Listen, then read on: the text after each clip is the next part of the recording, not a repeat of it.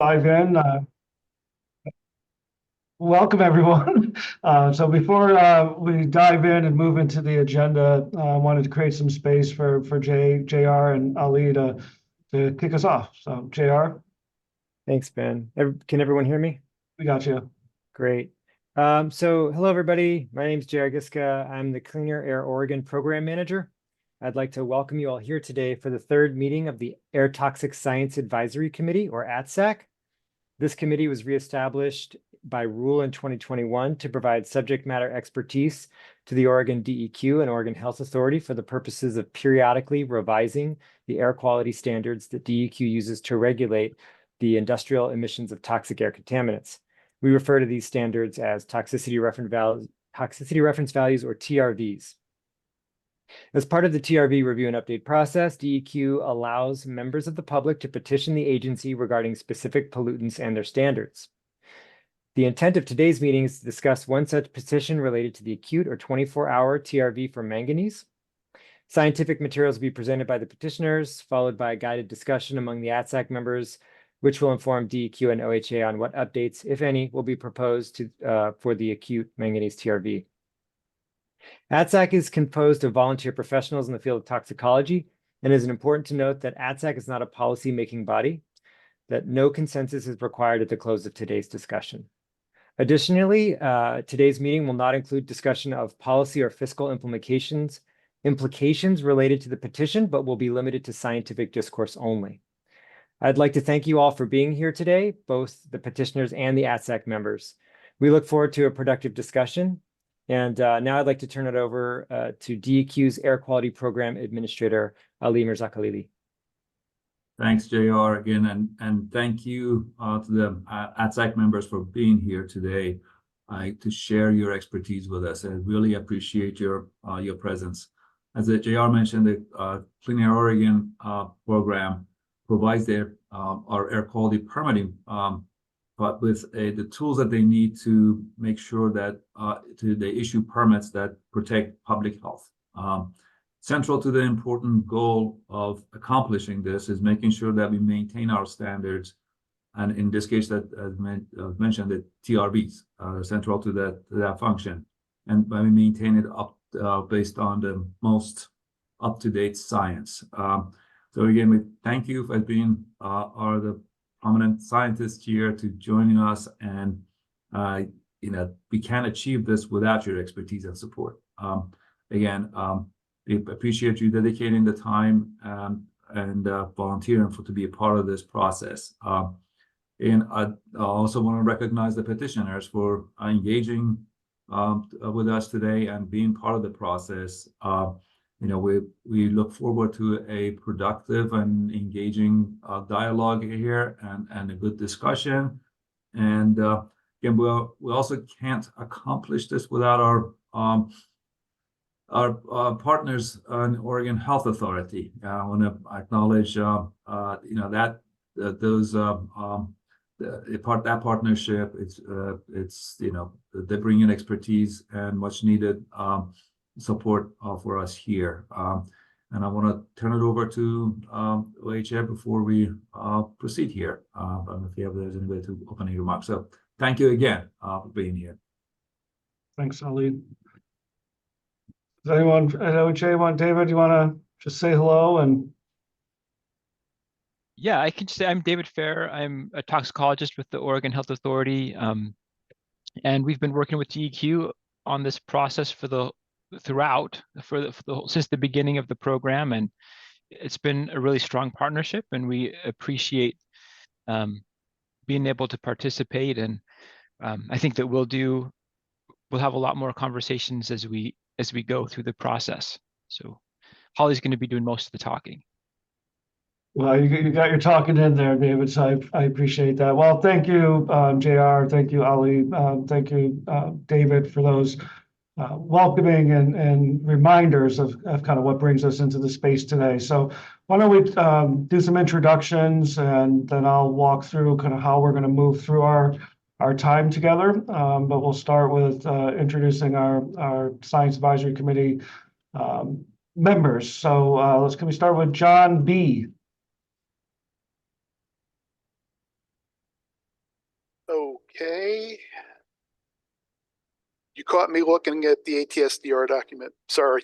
That's all right. John Boudreau, previously of the Cal EPA Office of Environmental Health Hazard Assessment. I was supervisor in charge of the air toxics hotspot portion contained within AWEA. And so I have reasonably extensive experience in air toxicology and risk assessment, and retired from AWEA at the end of 2022. Good. Welcome. Good to see you again, John. Susan? Hi, I'm Susan Tilton. I'm an associate professor at Oregon State University in the toxicology department. Thank you, Susan. Welcome back. Jeff? Yes, hi, everybody. I'm Jeff Fowles. I'm a principal advisor of toxicology for New Zealand Food Safety currently. I used to work for the California Department of Public Health in the Environmental Health Investigations branch as staff toxicologist there. And prior to that, worked for OEHA with the air toxic hotspots, reference exposure level establishment, and some toxic air contaminant reviews. Right. Thanks, Jeff. Good to see you again. John S. I'm John Stanek. I'm a toxicologist with what was the National Center for Environmental Assessment with EPA and is now the Center for Public Health and Environmental Assessment. I've been doing various iris assessment work and some methods work related to inhalation toxicology with the EPA since 2002. Good. Thanks. Thanks, John. Good to have you back. Daisy? Hi, Daisy Dong. I'm a staff toxicologist at the Department of Pesticide Regulation at the Cal EPA. I mainly work on human health risk assessment on pesticides. Awesome. Good to see you again, Daisy. Can we move to DEQ? Apple, you want to say hello? Got mute though. Somebody had to do it. Yep, it's me. I've got a lot of screens open right now. But hi, everyone. Thanks so much for being here. My name's Apollonia Geckner. Feel free to call me Apple. And I am the program coordinator for Cleaner Air Oregon with DEQ. Awesome. Let's go, Sue.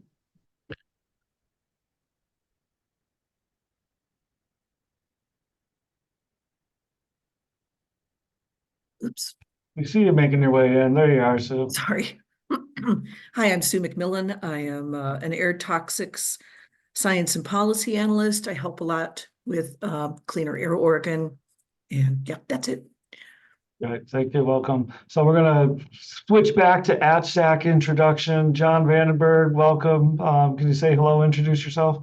Good afternoon or good morning, depending on where you are. I'm John Vandenberg. I'm a member of the ATSAC. I'm an adjunct professor at Duke University and retired from the US EPA. Thank you. Welcome, John. Good to see you again. For OHA, David, I know you already said hello. Holly, I know we're going to hear from you more, but if you could introduce yourself. Yes, I'm Holly Dixon, and I am a public health toxicologist along with Dave at Oregon Health Authority. Okay, and then Molly, do you want to say hello?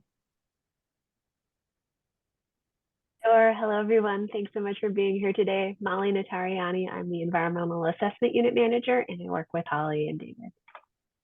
Great, thanks. Good to see you again. And then the last two in the room, Bianca, my colleague at Kearns and West, you want to say hello? Hi, everyone. I'm Bianca Valdez at Kearns and West, and today I'll be supporting great note-taking and also helping with some tech support. So thanks, everyone. Good. So you can...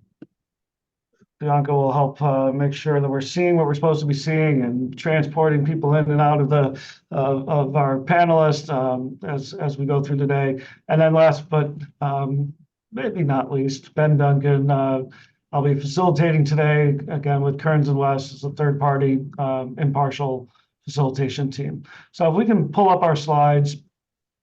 again, just really want to welcome folks back into the space. I know the meeting cadence has kind of been somewhat slow and moving, but it's great to be back in space today. I'll just note a couple, we are on a Zoom webinar.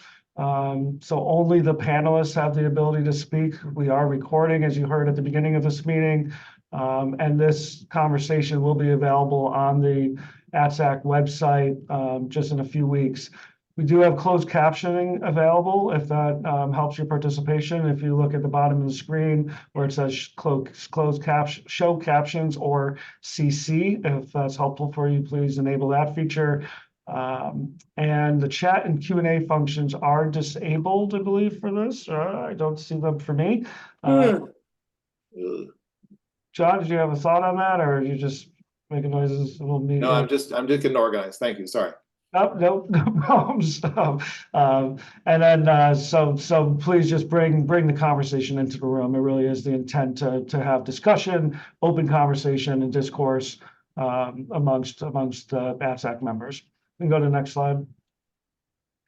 And so how we're going to move through our day, obviously we just welcomed and reintroduced ourselves to each other, heard from also your partners at the agencies, facilitators, all the team. Holly's going to walk us through from Oregon Health Authority. We'll walk us through some brief updates on the TRV review. Then, as was laid out at the beginning of this meeting, the Manganese petitioners will have 30 minutes. So they'll share a presentation. We will create some space for questions and answers from the advisory committee members. And then we'll move back into Holly briefly reviewing tables in the Manganese framing document. We'll take a break. And then after the break really is where we're going to spend the bulk of our conversation today. We'll have a discussion with the committee about the Manganese questions that were sent in advance of the meeting. And then when that discussion's over, we'll close with talking about some next steps. So that's how we're going to move through. Holly, I'm going to pass it to you to kick us off. Awesome. Sounds good. Thank you, Ben. Pull up my notes here. But as I said, my name is Holly, and I'm a public health toxicologist at OHA. And the last time we all met was in January last year. So first, I wanted to kind of ease into things and spend a few minutes going over where we last left off and highlight the work that our team has been doing since we last all spoke. So as a quick reminder, at our last meeting, we discussed the toxicity reference value, that TRV review process, and we asked you all for feedback on a proposed process to select TRVs for acute and chronic exposure. And we had TRVs available from multiple sources. If we go to the next slide, here's an example of one of those slides that we looked at all together a year ago. And this is that list of sources of toxicity information that DEQ considers authoritative in terms of scientific rigor and comprehensive methods for producing tox information. And we call these authoritative sources in our program, and they're listed on this slide. So you'll see ATSDR here, EPA, Cal EPA, and Oregon DEQ in consultation with ATSAC. And these sources are all in Oregon administrative rules, which were adopted by DEQ's governing board, which is called the Environmental Quality Commission. And you can find this list and the links, the hyperlinks to these rules in that handout that we provided to you all last year. In 2021, Oregon DEQ in consultation with ATSAC was added to this list by the Environmental Quality Commission. And as we'll kind of talk about today, this gives us more flexibility in the TRV update process. And this means that DEQ in consultation with ATSAC can develop TRVs and consider TRVs developed by organizations other than the US EPA, ATSDR, and Cal EPA. I have another slide, if we go to the next one, that we also looked at last year together. And last year we were introducing you all to this tool that we were building to really help us organize our review of existing TRVs and to add new TRVs to our program. And we call this the TRV update tool. And we've spent a lot of time refining this tool since we last met with you all. So this tool is an organized Excel spreadsheet and we use it to aggregate and review authoritative source information. And here you see two small screenshots from the much larger tool that we put together. And this tool is designed so we can work on one chemical at a time to hopefully reduce the chance of entering data for the wrong chemical. And we enter in information from each authoritative source for each contaminant with at least one existing or potentially new TRV. And this tool is more than just a data entry form as well. It allows us to aggregate all this information and allow side-by-side comparison to visually confirm changes, which you'll all see in kind of the next series of meetings that we anticipate having with you all when we share these proposals with you. But after hundreds of hours of staff time this past year, we finally finished data entry and initial TRV decision-making in the tool for all toxic air contaminants that either had existing TRVs in our rule or that we think could potentially have new TRVs in our program. And I have some brief updates on kind of more progress on the next slide. So first off, we carefully thought about all the feedback that we received from you all at the last meeting. And as a result of that meeting and the feedback, we did make changes to our process and to the TRV update tool. And we summarized those changes in a document we sent out last April to you all. And that document, there's a screenshot here on this slide, was titled Updates to that TRV update and selection process. And that's available on our website as well. But a quick example of a change we made, we started to collect more information in the TRV update tool that we thought would be helpful to you all to show how we made selections between different TRVs. So we're recording point of departure method, author and year of study used to determine the point of departure, time adjustments if applicable, and those are just a few examples of the additional information we're recording and plan to share with you all. But as I just mentioned, our technical team has been very busy this past year. We finished that full initial review of existing and new TRVs.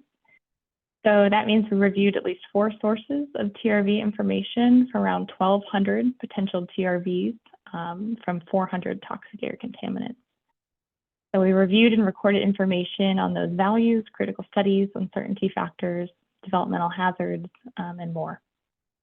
One other big update I wanted to mention at the beginning here is that our team put together a request for proposal, and we ended up contracting with Eastern Research Group, ERG, to check all that information we have in this tool. So ERG, they provide technical support for environmental and health agencies and have been for more than 3 decades, for including agencies like the EPA and ATSAC. And our quality control work with ERG just started in early 2024. And at our next meetings with you all, we'll be sharing the results of our review, and all that information shared with you will have gone through a quality control process with ERG that we'll also share with you. So when we're done with the quality control process, we'll put together materials for you all to review.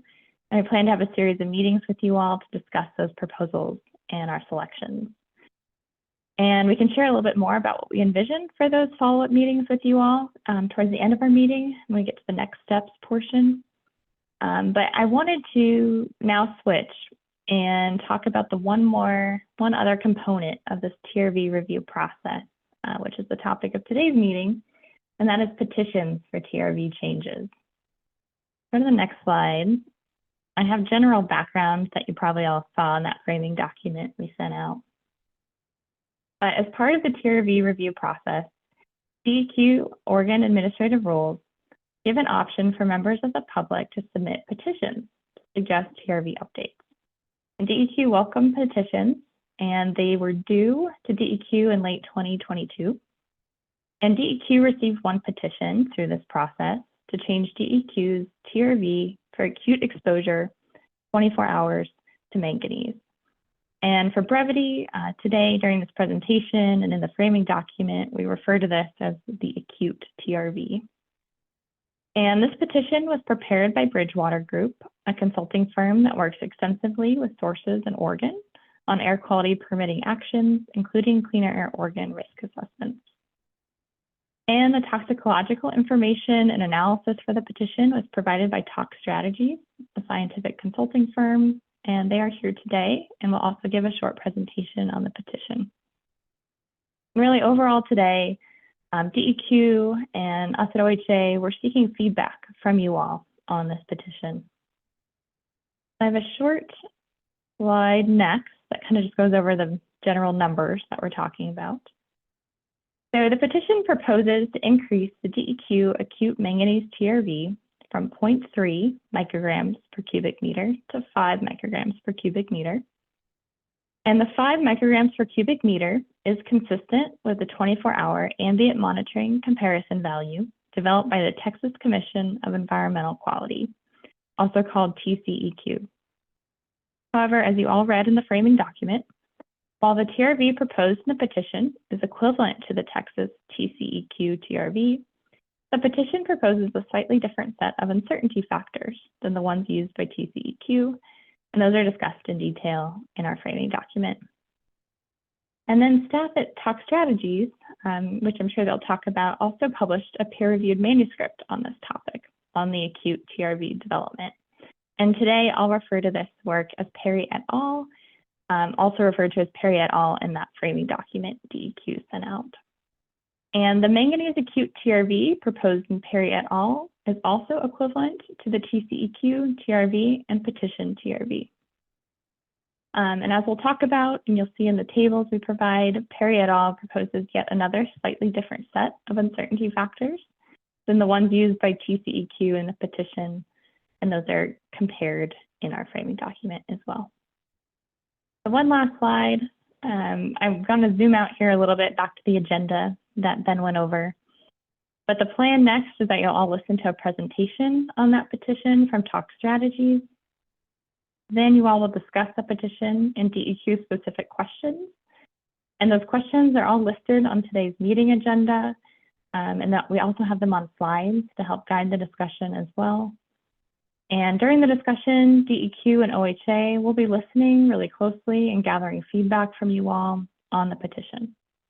So now I'll turn it back over to Ben. Thank you. Great, thanks, Holly. So we're going to, as Holly just laid out, hear from the petitioner. So we're going to transport, I believe, Ann, Travis,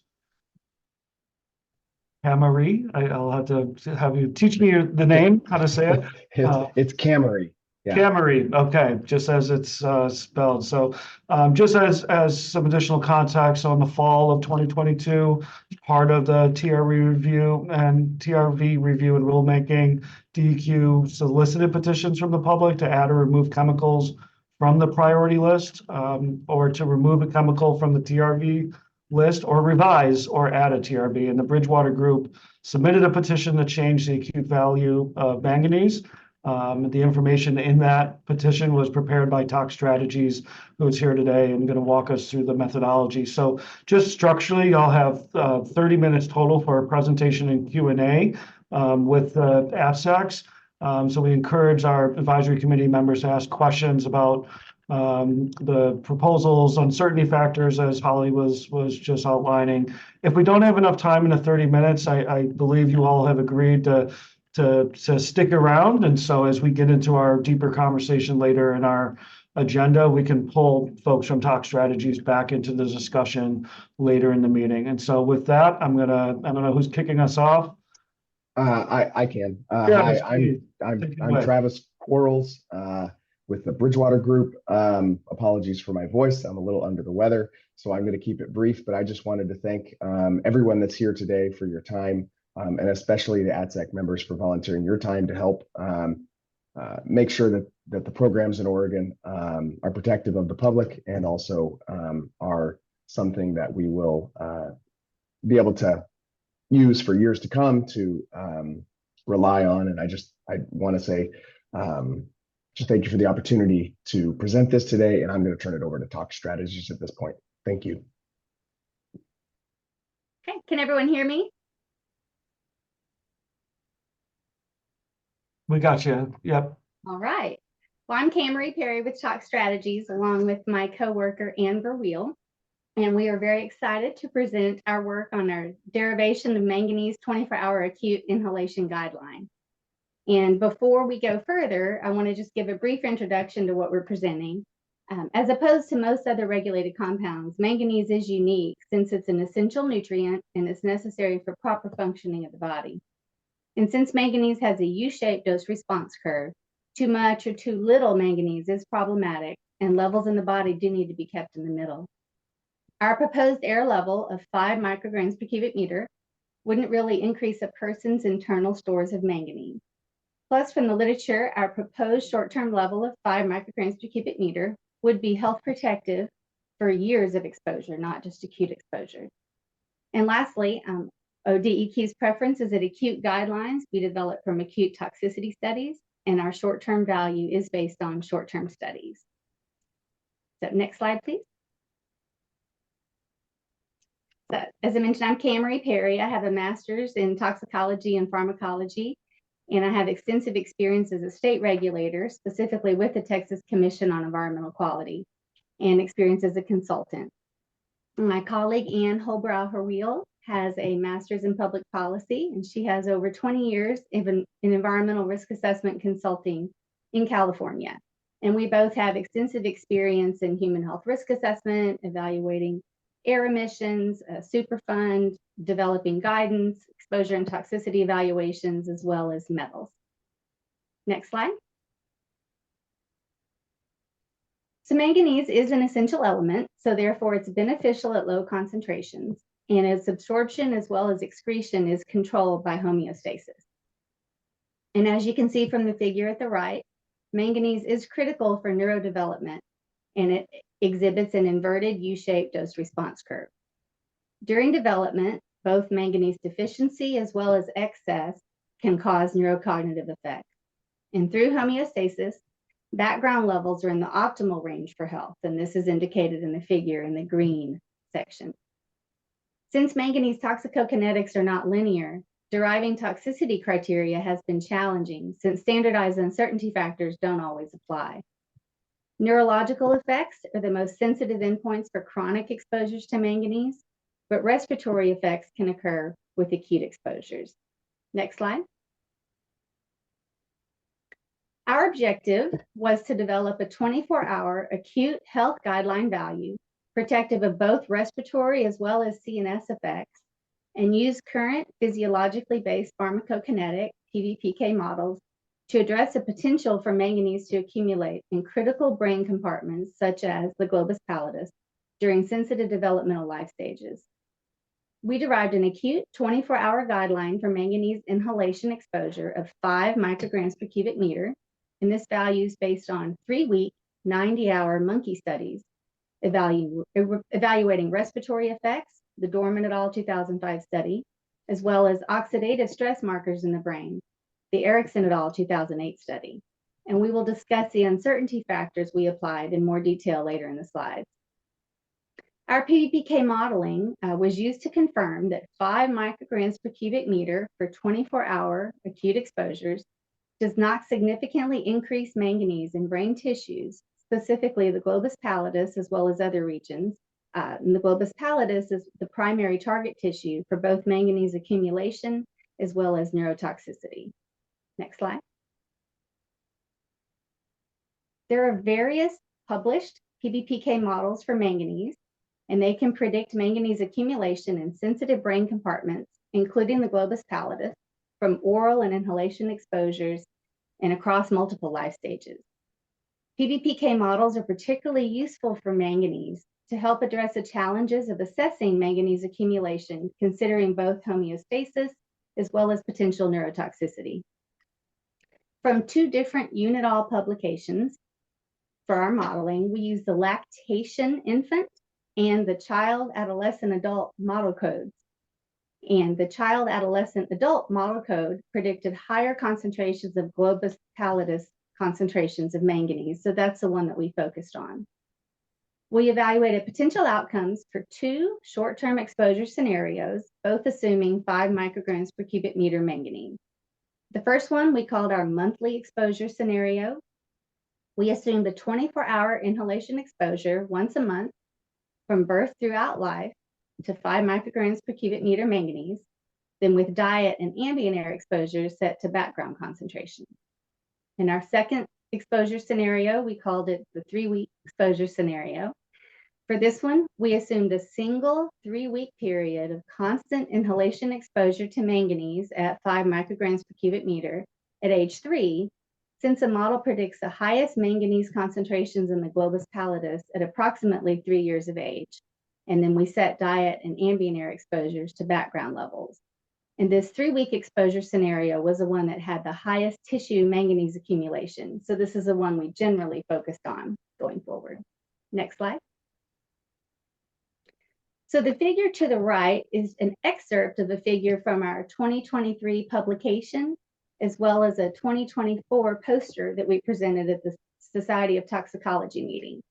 And this is essentially the highest concentration. So it was from our 3-week exposure scenario from the male age 3 to 5. And this is the scenario with the highest manganese concentrations in the globus pallidus. So in this figure, the blue line represents the highest background concentration from our modeling. The red line represents the highest modeled concentration from the exposure. And as you can see, the highest background concentration in the globus pallidus for manganese was 0.535 micrograms per gram. And the highest model concentration from exposure was 0.552 micrograms per gram. And this was 3% above background in the globus pallidus. So therefore, neither exposure duration, the 24-hour once-a-month exposure, nor the 3-week continuous exposure shown here, resulted in manganese concentrations significantly above background exposures. And importantly, the predicted manganese levels in the globus pallidus, the highest being 0.552 micrograms per gram, are lower than the tissue-based no observed adverse effect levels for neurotoxic effects in humans and monkeys from the literature, and these range from 0.7 to 0.9 micrograms per gram. So therefore, an acute TRV of 5 micrograms per cubic meter, even with 3 weeks of continuous exposure, would not result in significant exposures above background or NOALs in humans and monkeys. Next slide. This is an additional figure from our modeling. This figure we presented in our poster at SOT. And in addition to the globus pallidus, we included other brain regions, as well as the concentrations we modeled in blood and liver. And in this figure, the males are presented in blue and the females are in green. And the leftmost columns that are darkly shaded, those are the background modeled results. The ones in the middle, the next ones to the right, are for our 24-hour exposure once a month. And then the far right, the lighter colored lines, are for our 3-week continuous exposures, and those were the ones that yielded the highest concentrations of manganese. Then as you can see here that for multiple brain tissues, as well as whole blood and liver tissue, the manganese concentrations were not significantly above background under either of our exposure scenarios. Next slide. So back to the ODEQ framing document mentioned earlier. This framing document summarizes information relevant to the proposed manganese acute TRV. And specifically from the document, DEQ acknowledges that deriving acute TRVs from chronic TRVs is not ideal. And where possible, the agency would prefer to derive an acute TRV from a study that has an acute exposure duration. DEQ agrees that TCEQ's manganese acute TRV is a good resource since TCEQ's acute value matches DEQ's acute exposure time of 24 hours. TCEQ's manganese acute value is based on short-term toxicity study data, and TCEQ provides a comprehensive development support documentation. The framework provides a detailed discussion of uncertainty that we'll look at in the next several slides. Next slide. So individual uncertainty factors are not completely independent of each other. And this is especially true for essential nutrients like manganese that have a U-shaped dose response curve, like we saw in an earlier slide. Combining default uncertainty factors of 10 can lead to double counting. Therefore, various agencies have developed upper limits on total uncertainty factors for inhalation guidelines. For example, both EPA and OHIA limit total uncertainty factors for chronic inhalation exposures to 3,000. TCEQ limits total uncertainty factors for acute inhalation guidelines to 300. and ECTOC strategies, as our understanding of the issues has expanded over time, we're recommending the same guideline of 5 micrograms per cubic meter, but with slightly different uncertainty factors applied between the 2022 petition and our 2023 publication. Next slide. So this table, parts of the table will probably look familiar to you from the framework document. It's the various options for the uncertainty factors for determining the proposed acute guideline for manganese. So we've presented the various uncertainty factor options across the various entities. And the far left column, for all the entities, is assuming we'll use a mild low-al from the monkey studies of 1.5 milligrams per cubic meter. The first row shows the framework document's proposed range of potential options for the uncertainty factors. The second row has TCEQ's uncertainty factors. The third row are the ones that we proposed in the 2022 petition. And then the bottom row are the ones that we're currently proposing, and these are consistent with our 2023 publication and our 2024 poster at the SOT meeting. And as you can see, the 3 colored shaded columns are the ones that differ between the entities, and these are the ones we'll focus on the next slide. They are the interspecies uncertainty factor, the low-al to no-al uncertainty factor, and the database uncertainty factor. The intraspecies value and the subchronic uncertainty factor agree between the various entities. Next slide. So for the interspecies uncertainty factor, we recommend a value of 3, and this is the same value that TCEQ uses. The range proposed in the framework document is between 3 and 10. And we use an interspecies uncertainty factor of 3 since monkeys generally replicate the neurobehavioral effects of manganese that are observed in humans. So therefore, a contribution for the toxicodynamics portion of 3. And toxicokinetics between monkeys and humans in the Dorman and Erickson studies are essentially equivalent. So a toxicokinetic contribution of 1. Further, PBPK modeling was used as an additional line of evidence supporting consistent toxicokinetics between monkeys and humans. Next slide. So for the low-al to no-al uncertainty factor, we recommend a value of 10. The range proposed in the framework document is between 2 and 10. Although the effects were mild, we used a low-al to no-al uncertainty factor of 10 for conservatism and protectiveness. And since the PBPK modeling showed tissue manganese levels didn't immediately return to background levels following the end of the 3-week continuous exposure. It took about 6 months for these to return to background in our modeling. This is a conservative assumption, the low-al to no-al of 10, since the respiratory effects were mild and no clinical effects were observed in the monkeys in the Dorman and Erickson studies. We also applied this conservative factor due to the lack of data for a continuous 24-hour exposure period. Also, due to the study designs of Dorman et al. And Erickson et al., post-recovery data are not presented for the 90-hour exposure group that we use to derive our value. So both of these studies had some monkeys that were exposed to longer periods of time, and they had recovery data listed in the various tables in those references, but the recovery data are not presented for the 90-hour short-term exposure group. Next slide. For the database uncertainty factor, we recommend a value of 1, and the range in the framework document is between 1 and 6.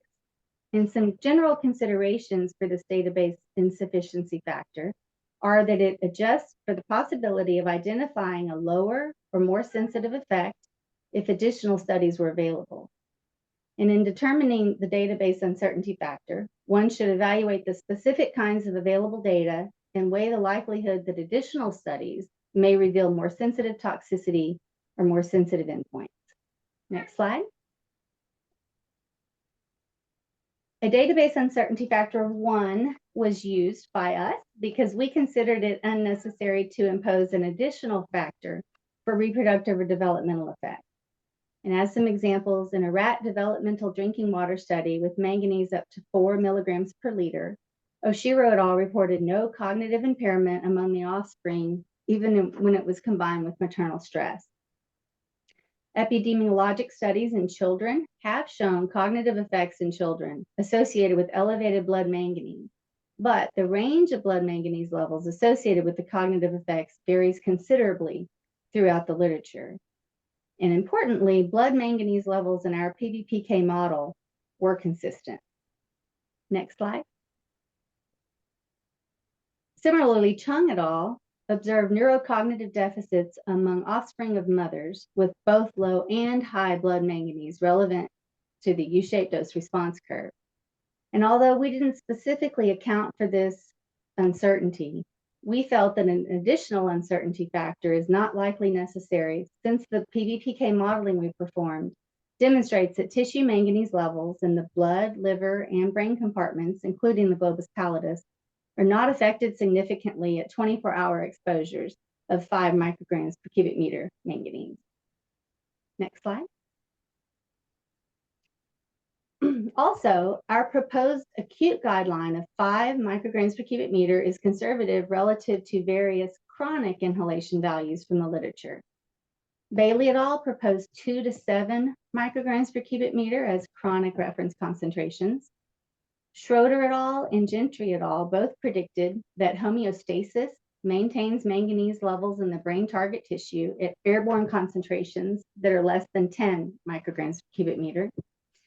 And importantly, Yoon et al. Indicates that maternal and fetal blood manganese levels, as well as those in the brain, are not affected at airborne concentrations less than 10 micrograms per cubic meter.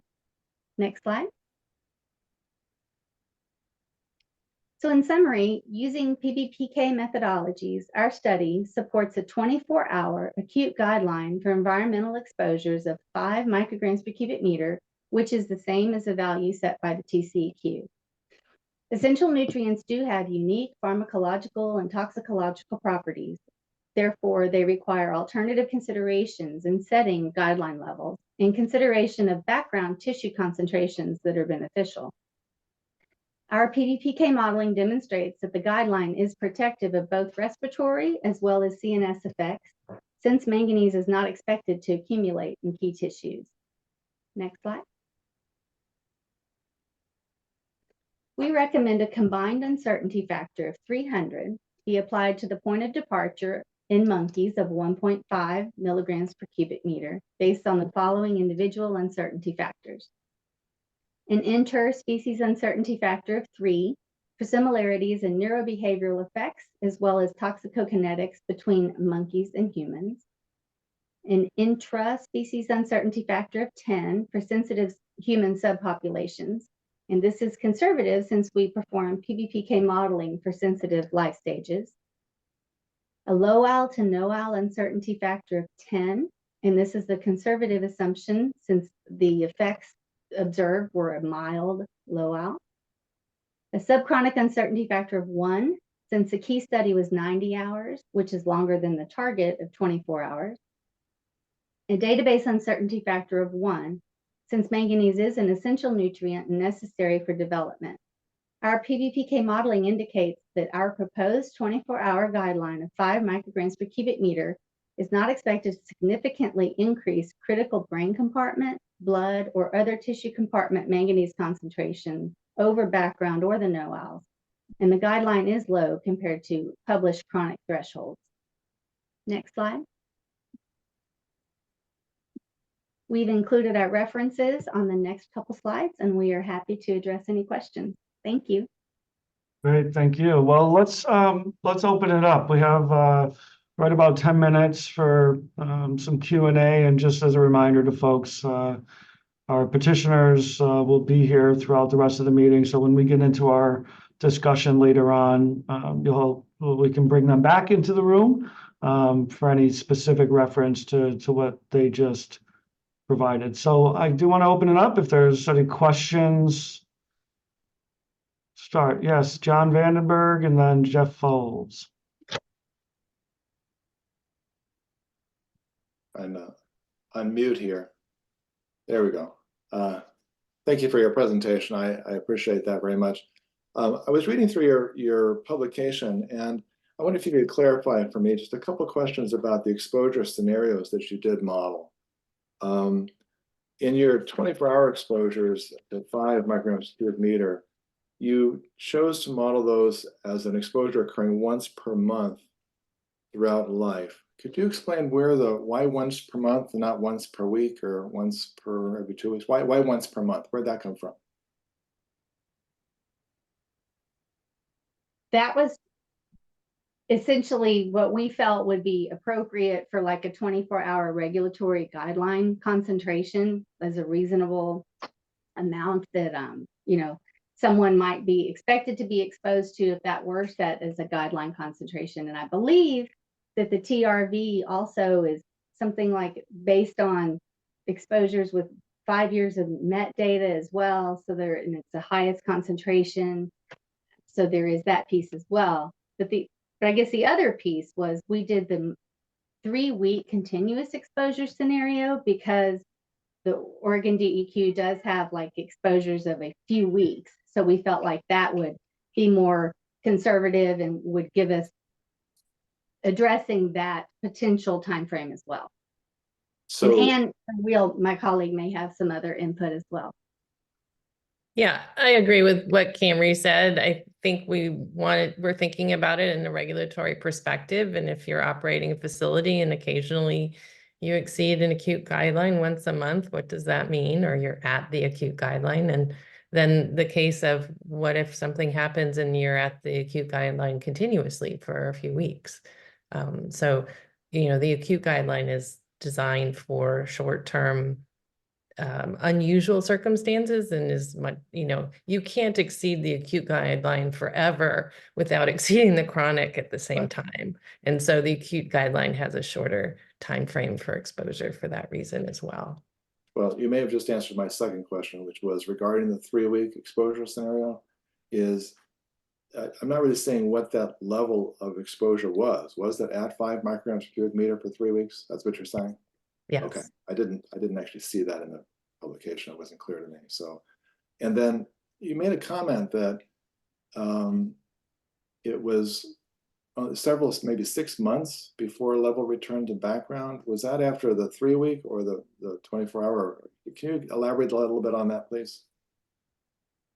Yeah, that was after the 3-week. The 24-hour acute returned much more quickly. And again, we have a lot of information we could have presented, and we just wanted to focus today on the really what was the worst case scenario in the PBPK modeling. Okay, and I have one more quick question, then we'll turn to others. In the slide that you presented and in your paper, it shows this discontinuity at about 3.25, between 3.25 and 3.5 years, where the model concentration jumps up. Why does that occur?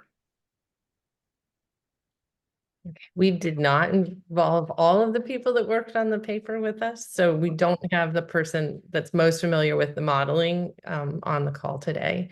So I'm happy to go back to them and ask them that question, but that's neither mine nor Camry's area of expertise. It's a curious thing that you have a nice, you know, diagram here that has some odd features to it. It just makes you wonder what was going on there. So I may come back to other questions, but let me turn to others. Thank you. Great. Thanks, John. Jeff? Yeah, thanks, John. I'm not sure, just in relation to that last question you had, whether or not it might have to do with, you know, infancy or, you know, early childhood breast milk exposures versus weaning foods and solid food background levels. I'm not sure that could. Yeah, well, the graph that you're looking at is actually for the 3-week exposure period for a 3-year-old child. So that isn't really considered part of their exposure at that point in time. Okay. Well, thanks for the presentation. I thought it was really well done, very clear. It's easy to discuss, so I appreciate that. My question was about, and I didn't have a chance to look at the primate studies themselves, and I just was curious about the selection of background or the dietary levels of manganese in the primate diets, and whether or not your background levels of manganese in your modeling explore the upper limits of what would be considered normal in a diet, a typical human diet?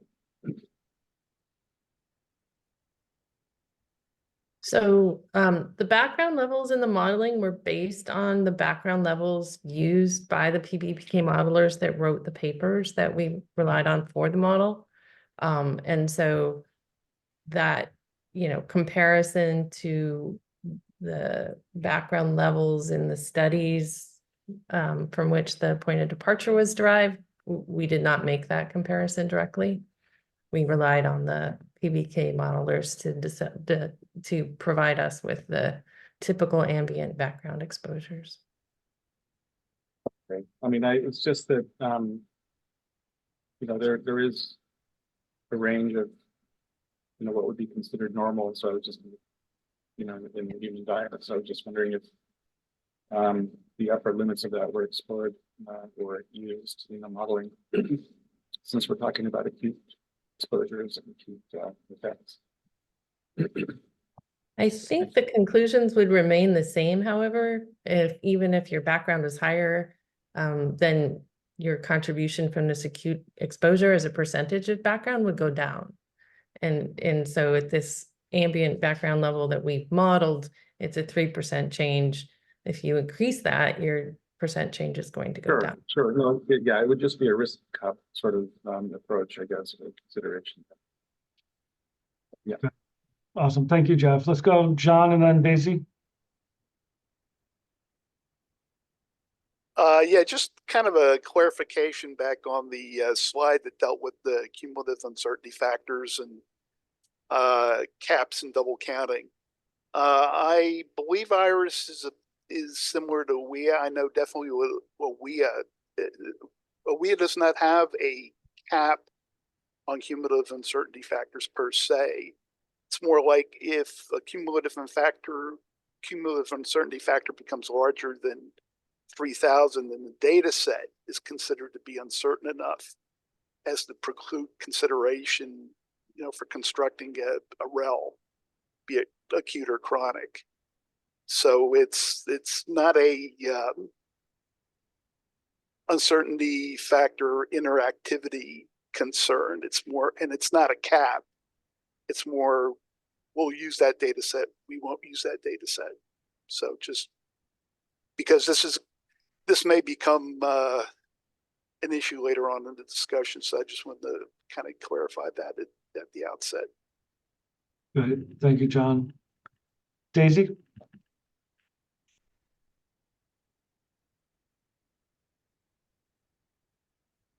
So I have two questions. First, I saw in your paper, there's like two studies, Erickson 2005 and 2006. They involve the exposure during the in utero. Do you actually dig into just within the period of in utero, there's any endpoint? It's like, kind of related because the manganese effect for the neurological effect is clearly related to oxidative stress. So did you actually look into any of those gene or protein expression that can truly tell, just use, I think, the CD rats, the rat model, and calculate the possible range? If you pick this rat study as a critical study, and then what will it be for the TRV or reference concentration?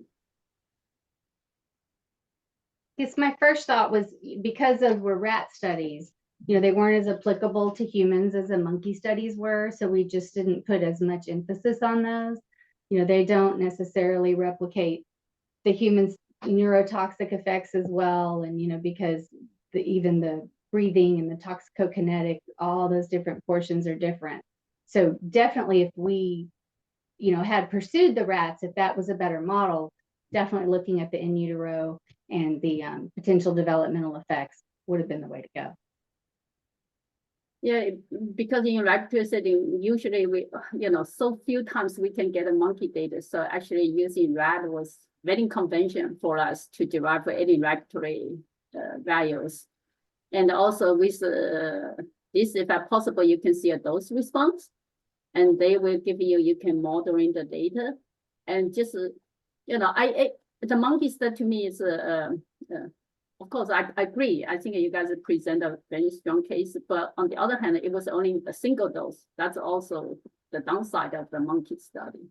So I was thinking maybe, if you see some kind of endpoint, I didn't dig into the original study for details.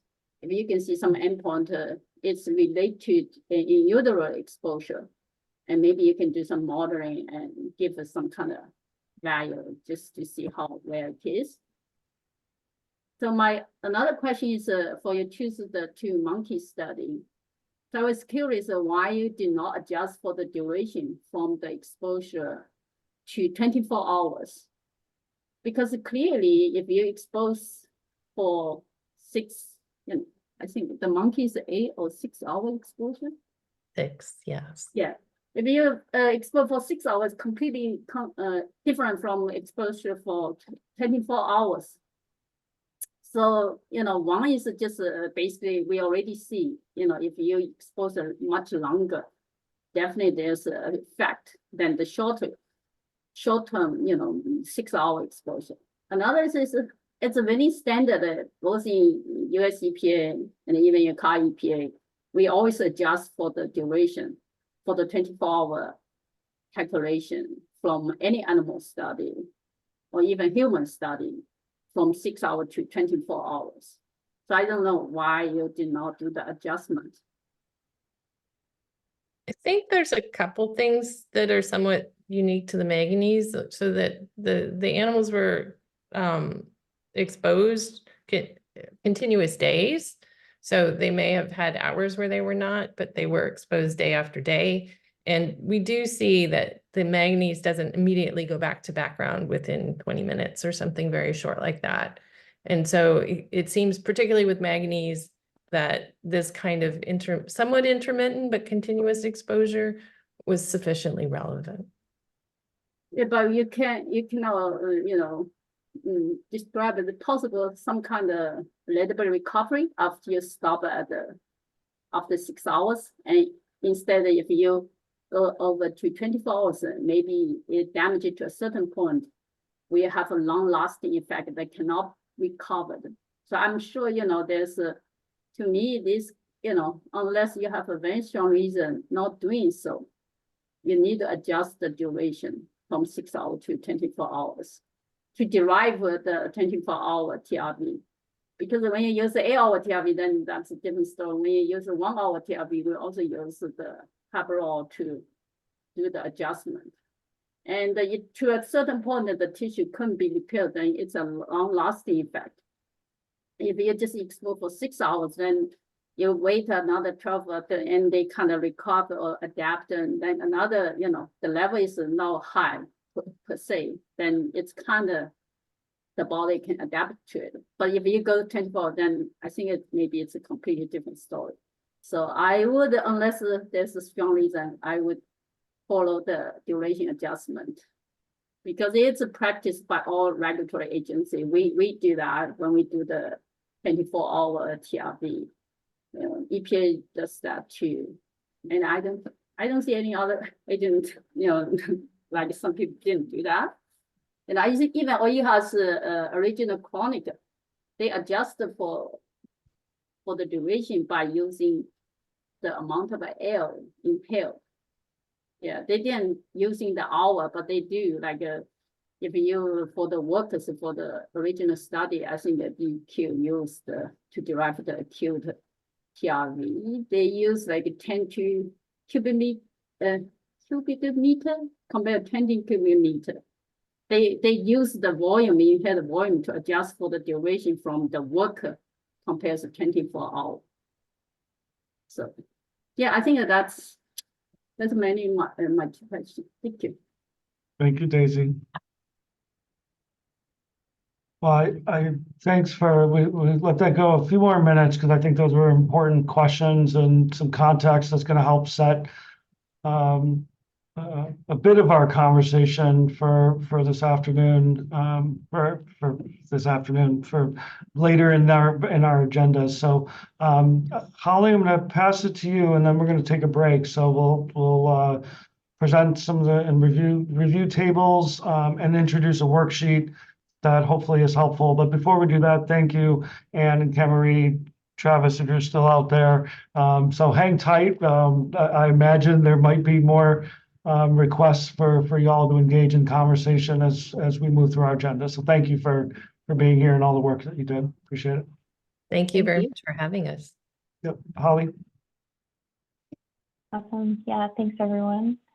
I'll keep this portion short. What I want to do here was to quickly go over that framing document that we sent you all and just kind of reorient everything to those tables that we sent out. And we can refer back to these later during discussion if it's helpful. So a screenshot of that framing document is on this slide. And overall, the framing document, it really just summarizes and compares the toxicity information that was used in TCEQ's developmental support document, the petition, and Perry et al. For that manganese acute TRV. And this is just a brief refresher. So we can go to the next slide. Here is that first table in that document. And this table 1, it compiles key information on the critical studies that were used in the TRVs for acute exposure to manganese. And as you'll see here, both TCEQ and the petition use the same critical study, Dorman et al. 2005.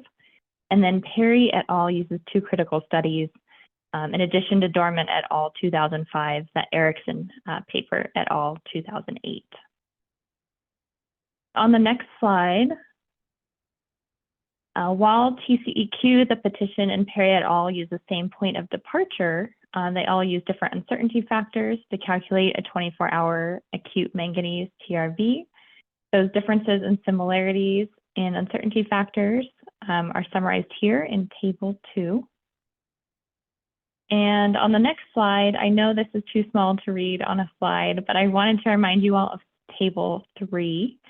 And we're happy to pull this back up if helpful later during discussion. But here is where I just put quotes in from TCEQ on their uncertainty factor selections and their reasoning for them. Put them into Table 3 here. And a large portion of this table, you'll see are quotes on why they included a database uncertainty factor, which relates to our discussion questions later. On the next slide is my last slide. Again, the font is small, but I wanted to highlight Table 4. And this is a key table that includes potential options for DEQ's acute manganese TRV moving forward. Several of the discussion questions relate to the options in this table. And you'll notice at the last row, there's a place for you to think about other options that would be better if you'd prefer them over the other ones we put on there. And I wanted to mention that worksheet that was sent out. It's a Word document. And I was just looking at it, but it's basically just a copy of what's in Table 4. And I included additional rows where you can kind of fill in and play around with different combinations of things. And there's also a place for you to add your notes next to it. I thought if it's helpful for you during the discussion, you can use this worksheet. You can send it in. It's not required, but thought it might be helpful to you as we're talking about all these different columns, uncertainty factors, might help keep things straight. So if that's helpful to you, please use it. And that was in Apple's email that went out. And then I'll also add that the last 3 pages of the framing document, they go into more detail on considerations for specific uncertainty factors. And also, covers the database uncertainty factor as well. So that was a quick overview, but hopefully kind of refreshes what was in that framing document. And I think now we have a short break, and then we can launch into discussion where we'll be really listening closely to hear what you all think. We do not have like a proposal in mind that we want to move forward with. So we're really hoping to listen and learn today so that we can go formulate a proposal to move forward with in this rulemaking. So yeah, thank you. I'll turn it over to Ben. Thanks, Holly. Well, let's take 10 minutes. Oh, John, jump in.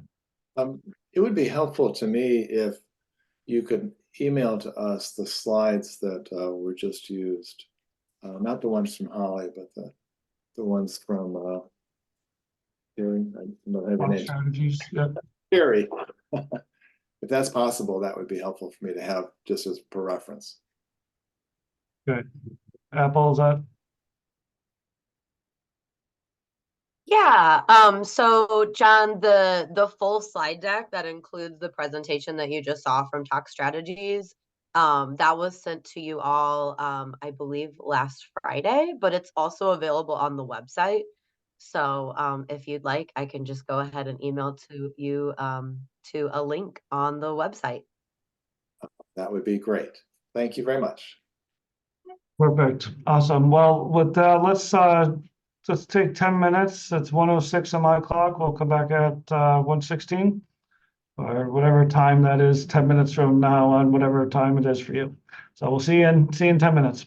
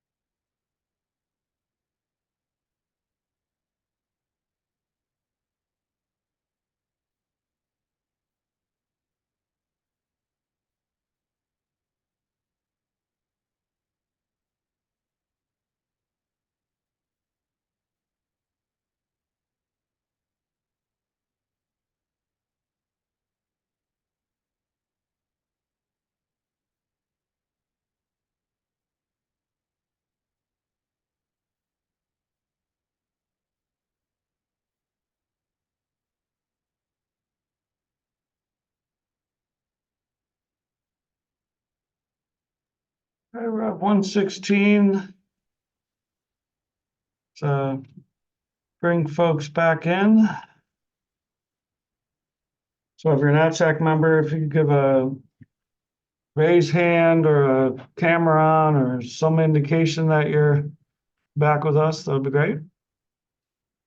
Thank you, John, Daisy, John, Jeff, Susan, perfect. Okay, well, welcome back, folks. So I was like, oh, I couldn't get 3 hours of emails done in 10 minutes. No, I guess not. So welcome back from the break. So now we're going to move into a conversation that really will be the rest of our meeting and discussion. There's 7 questions that we're hoping to move through.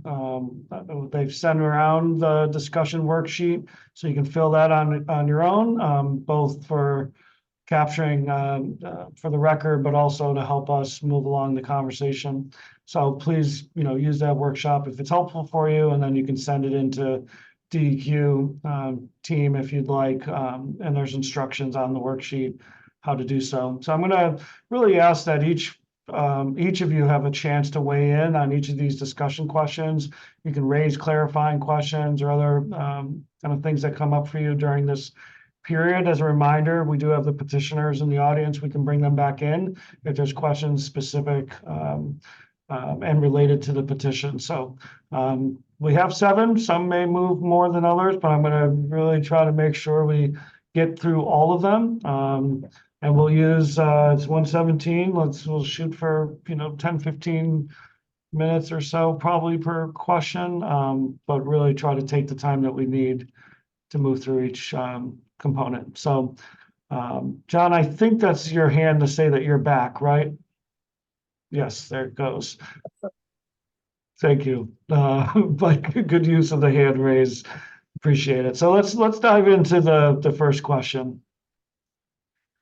So referencing again the table that was shared, what critical study option from that table do you like best and why? Or would you propose another option for DEQ to consider? And I'll just ask, for our OHA DEQ staff, if there's any additional prompts, please just jump in and give context. So we'll open it up to ATSAC members for critical option in table 1.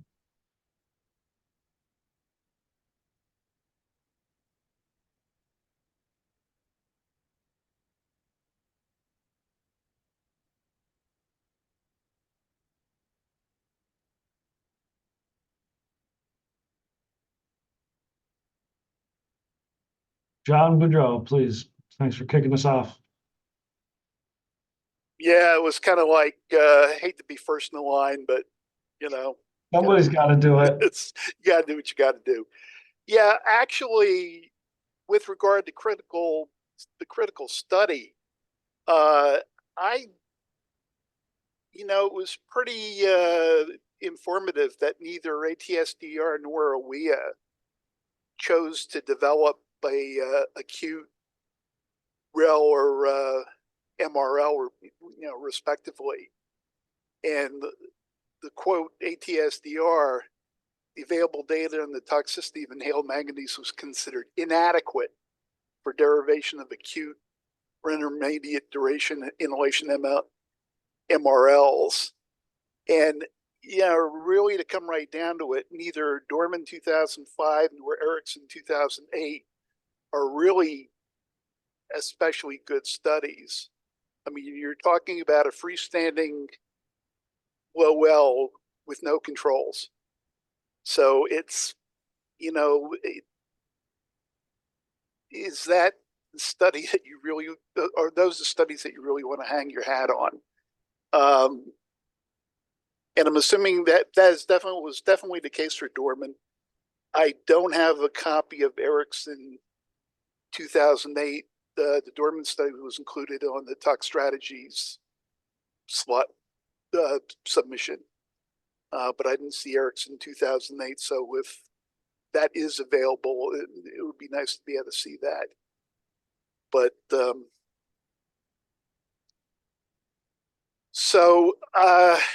with regard to question 1, however, if the decision got made that you absolutely have to have an acute TRV derived from something other than working it off of a chronic TRV, then I would tend to go with the option for with the cumulative uncertainty factors at the top end, 1800, and a resulting TRV of 0.8 micrograms per cubic meter. And would you like me to run down the individual uncertainty factors one by one, as per the questions on the framing document? Sure, that jumps right to the chase. Yeah. Okay. The UFA, do you think it should be 3 or 10 or something else? Basically, what I did was run down that which I'm really familiar with, the UWEA REL methodology. And if you're using the UWEA REL methodology since you're talking about data from primates, non-human primate study data indicates the UFA of square root of 10 in that situation.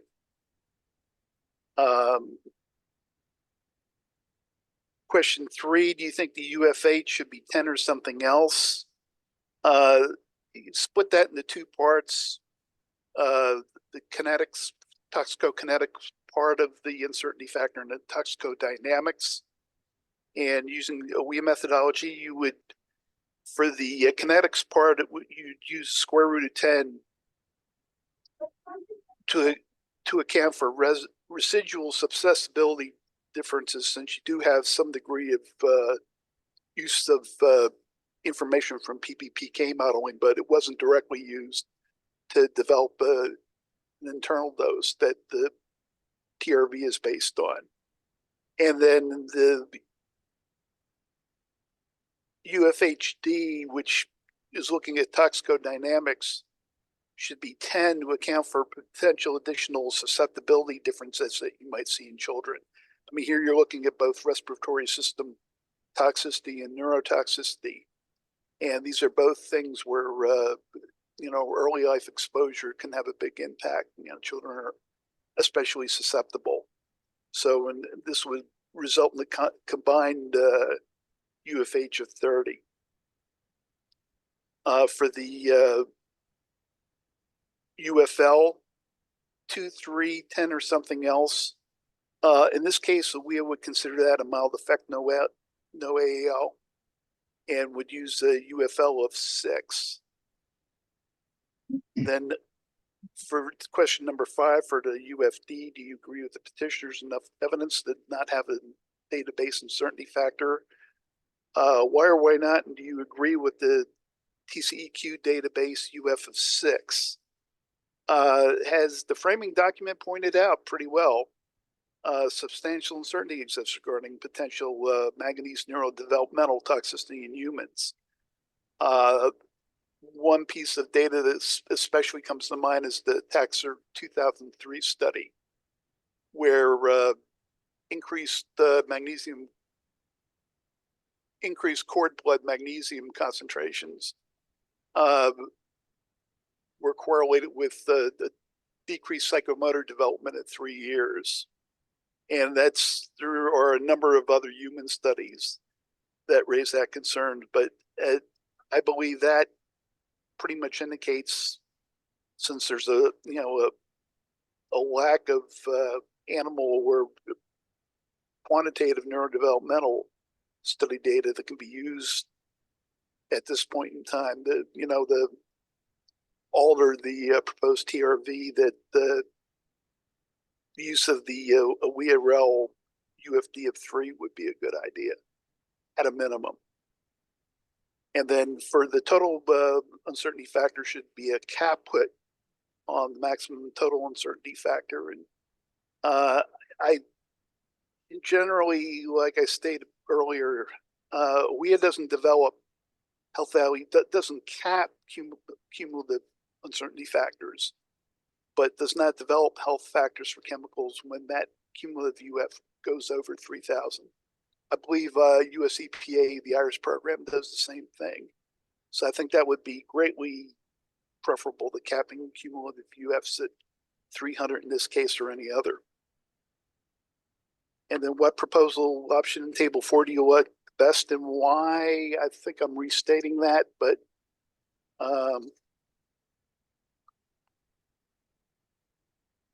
missing table 4 right now, but cumulative uncertainty factor of 1,800. The individual factors that I talked about there are maybe different, but the cumulative uncertainty factor comes out to be the same and would result in a TRV of 0.8 micrograms per cubic meter. And that's it. And I will give somebody else a chance to talk. Well, thanks, John. I know we were going to move slide by slide, but you ripped through all of them, all the questions that we have. So I appreciate that. Holly, I think you had you wanted to do a follow-up, and then Daisy will go to you. And just so folks know, if you want to do like John did and move through all of them, that's fine. We can also kind of go slide by slide if that's helpful, but we'll take the lead by however you approach it. So Holly. Yeah, just real quick, I wanted to add, and thanks for starting that all off. That's really great to hear. If you don't like the critical studies too, or want to talk through kind of the limitations of those critical studies that are in table 1, I'm also curious if you think rather no acute TRV is the best option, or if you even think that kind of continuing on with a chronic TRV and adapting it, maybe removing an exposure time adjustment. If those are other options, those are options on the table that I'd like to hear from you all, if you think they're better, or to use more uncertainty factors with the critical studies in table 1.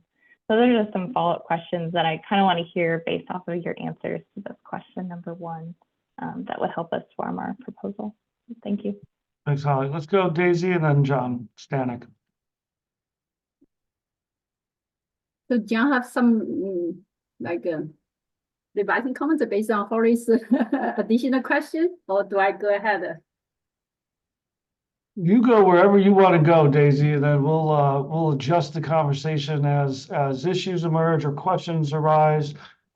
Just like you lead the way, and we'll go from there.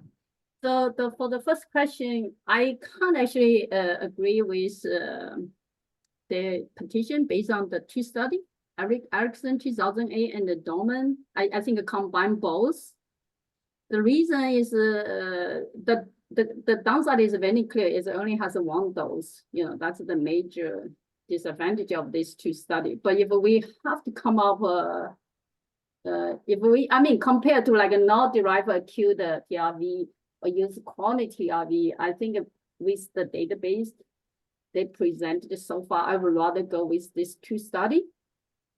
And I choose this, I kind of agree with the 2 monkey study compared to the developmental rat study, because truly, you know, it's more relevant to humans.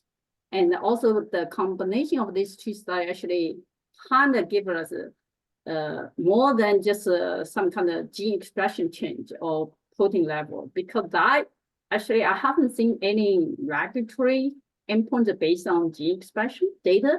It's very hard to use those data because it could be some adaptive response and then just come back right away. But this combination of these 2 studies, one has a phenotypic change, the respiratory tract, you know, you really can see, and also back up with in the brain all this oxidative stress change. So I think that the combination of these 2 studies actually serve the purpose. So I can't agree with using the lower of 1.5 for this as a critical POD for the acute. But I disagree with they don't adjust for duration as I commented before. So I think this should be adjusted for duration to derive the duration adjusted POD, you know, by 6 to 24 hours. So this will be divided by 4. And so what the other question? Let me see.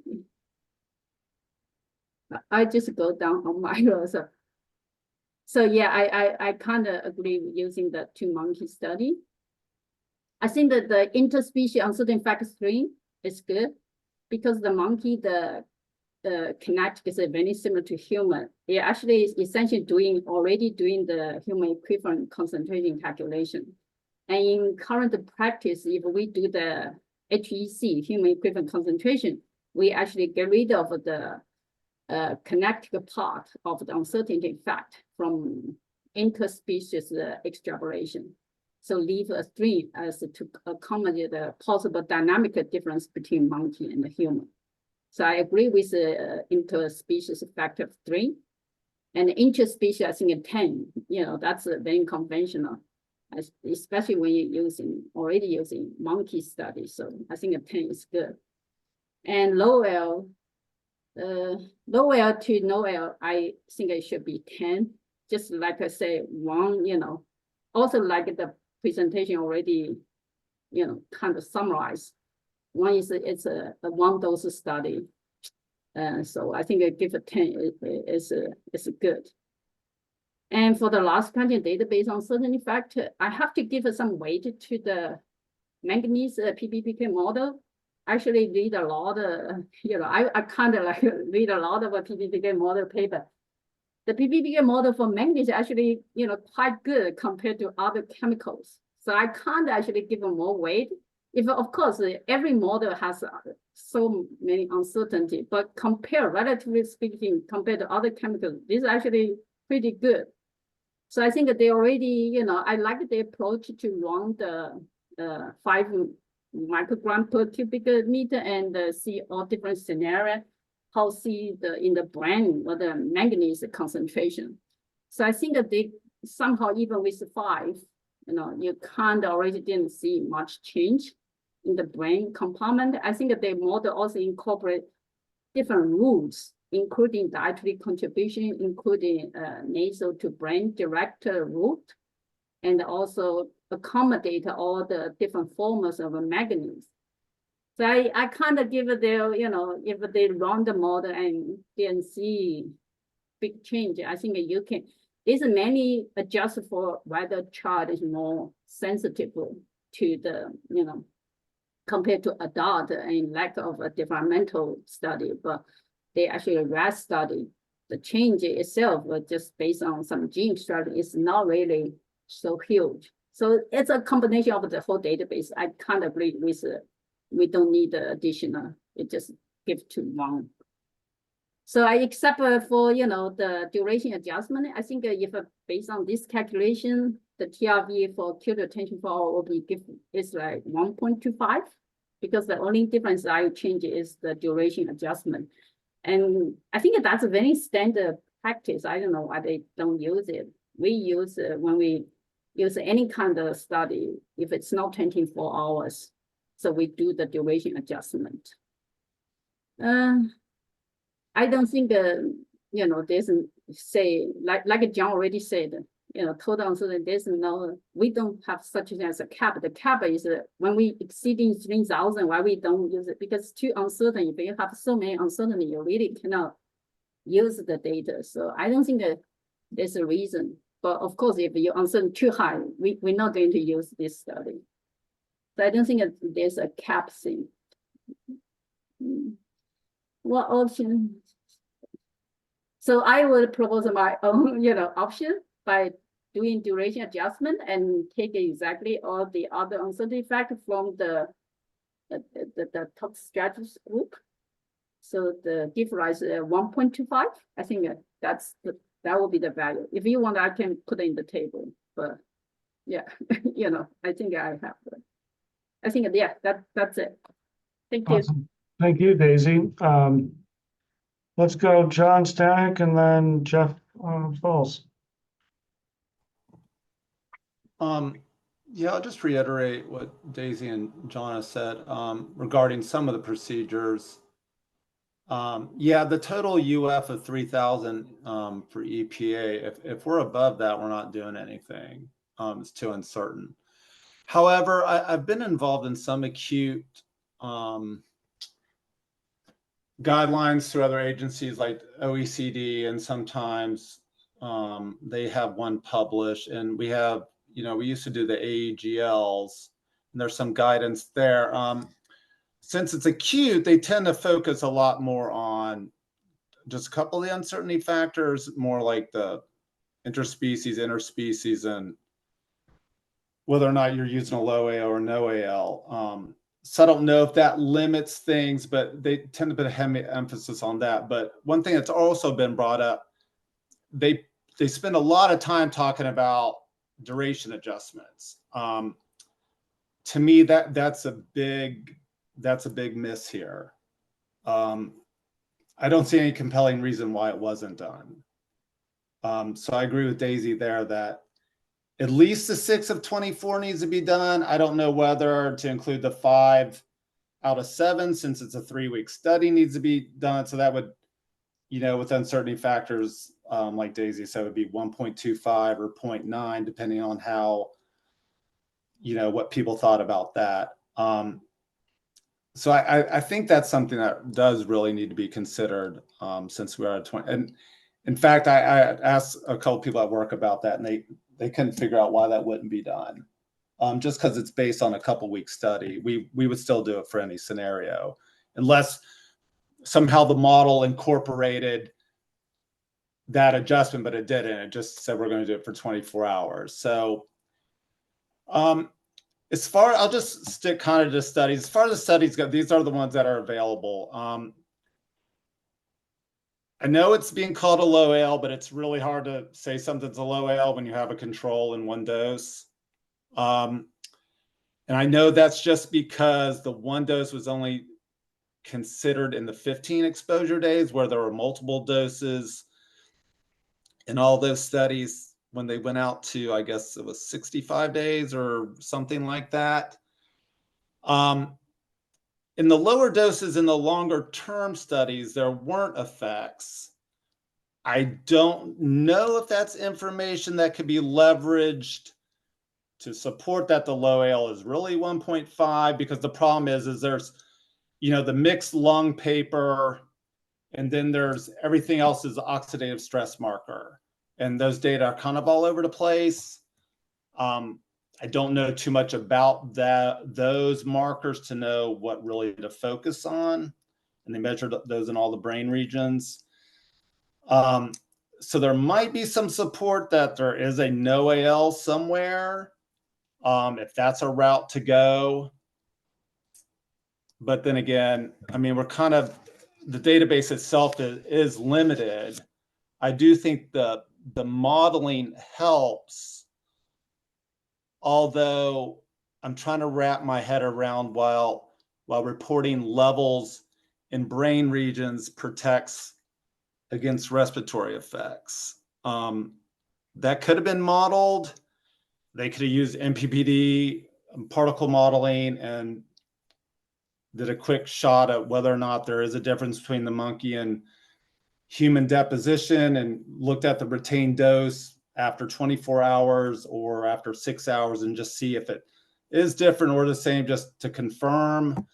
I know Dorman says in his paper that they kind of did it, but it could have been shown. It's not that hard. I was ready to download the software, but I needed a Java package, and I just wasn't ready to go that route because I have to do it on my home computer.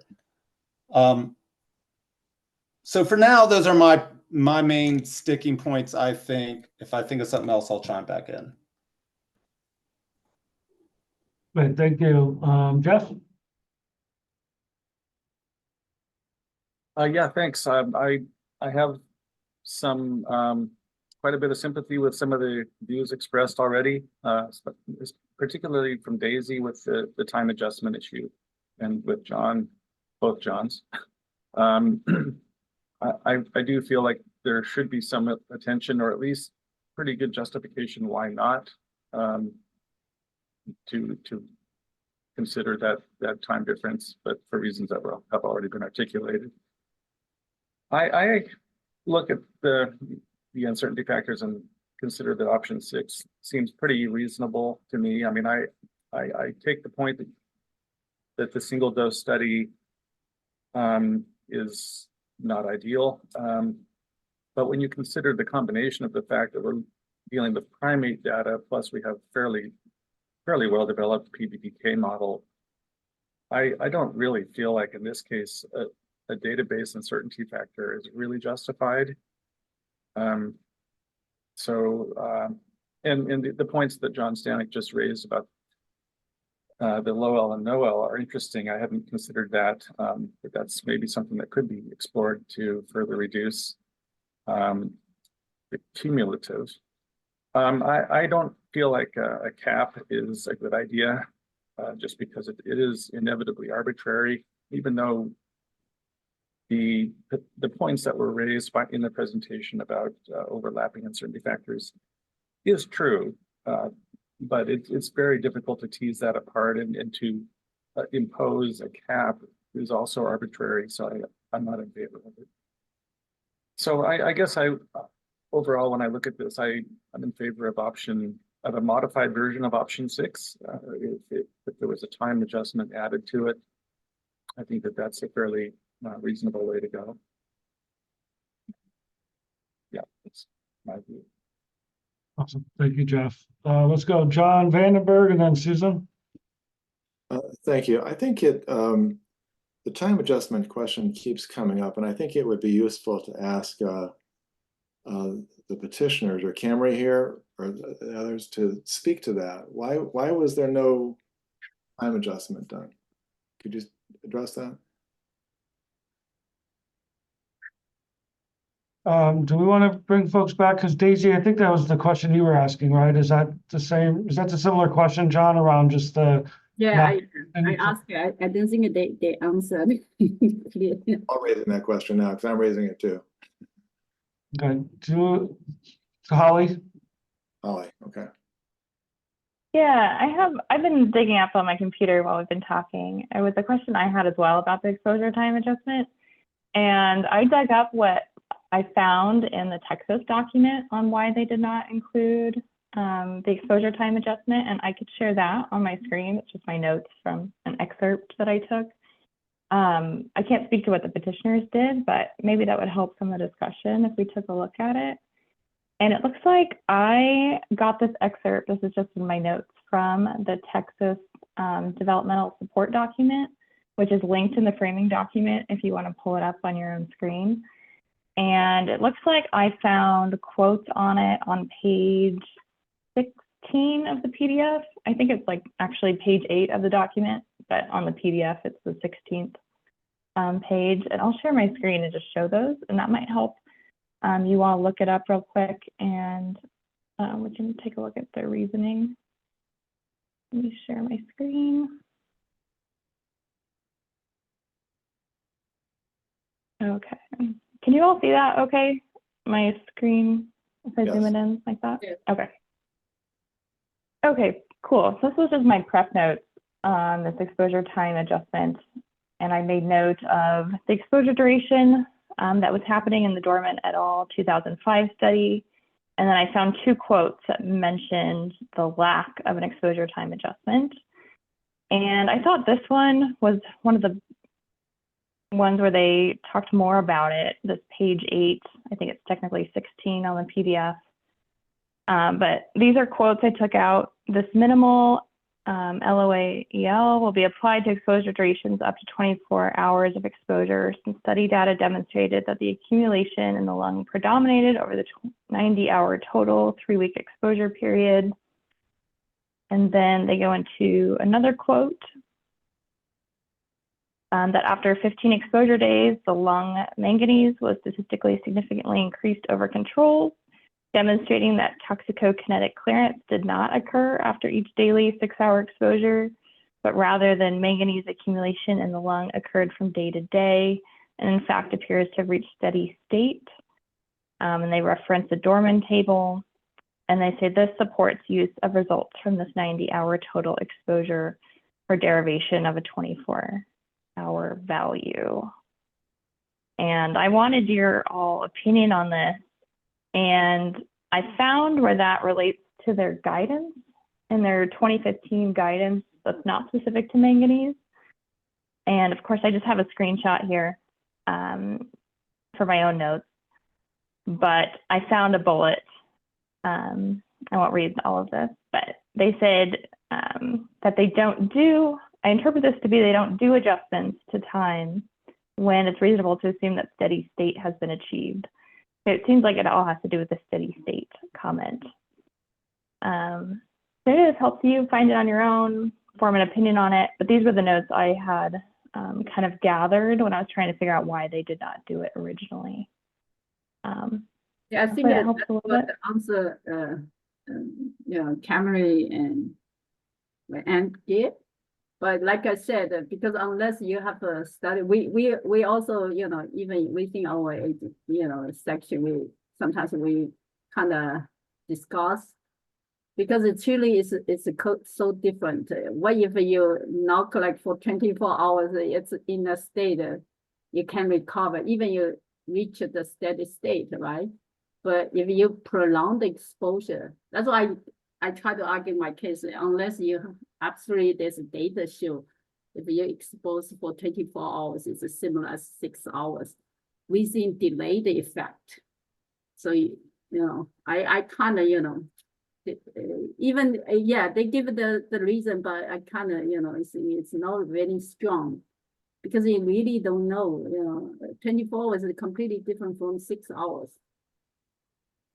Yeah, thank you, Daisy. So John, let's come back to you, and Holly. So let's maybe hear from John. I don't know if that answered your question, but let's start with you and then go to Susan, and then let's bring it back for conversation, because I think this is something that we may want to bring the petitioners in to dive more deeply, but there might be some other responses and conversation that are emerging for folks as you hear from your colleagues. So John, why don't you keep going, then I'll ask Susan to go, and then we'll kind of come back to this couple of these questions that have emerged. Okay. Again, I think that this duration of adjustment, I think we should further that discussion a little bit further, but the concern I've got is the youngest ages, meaning prenatal, birth, you know, through the maternal exposures, infants up to age 3. The modeling that was done was age 3 and on, you know, and above, and that just makes me feel like sometimes we're missing the most sensitive population. And I looked at the what is this now?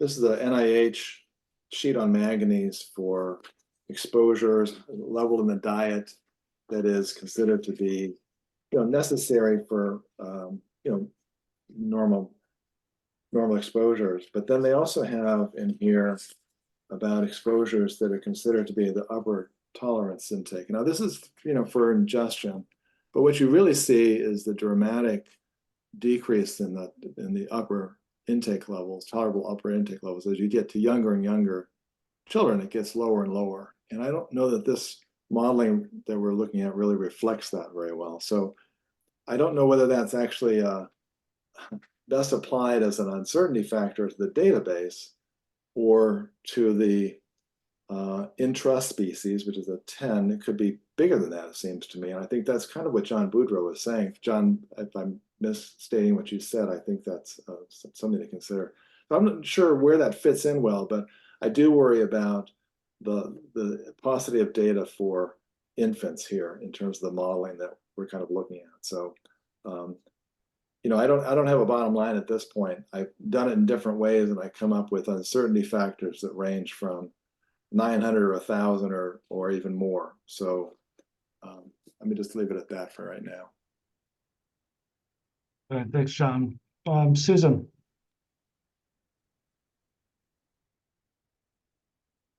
Yeah, I think I'm probably going to reiterate a few comments that we've already heard today.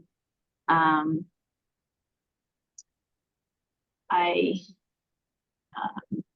question that was originally posed on the slide, I guess I didn't really see that in the framing document, but I was comfortable considering the 2 studies that were part of the Perry et al. Paper. and were utilized to derive the NOEL or the LOEL for respiratory effects. Going through the uncertainty factors. Again, I don't know if I have come to a conclusion on a specific option. I was, a lot of my comments align with option 6, but I do have some other concerns that I'll bring up. But with the interspecies uncertainty factor, UFA, I do agree with an uncertainty factor of 3. It takes into consideration really that adjustments aren't necessary for dosimetry, and then considers the threefold factor for toxicodynamics. The intraspecies extrapolation of 10, I was comfortable with, but I'll also bring that up again with some of the data that's under consideration in the last uncertainty factor. With regard to the uncertainty factor for extrapolating to the NOEL from the LOEL, I was my understanding that part of the consideration for utilizing a factor of 10-fold was in part to account for the fact that the studies that were relied on were not using a 24-hour continuous exposure scenario. And so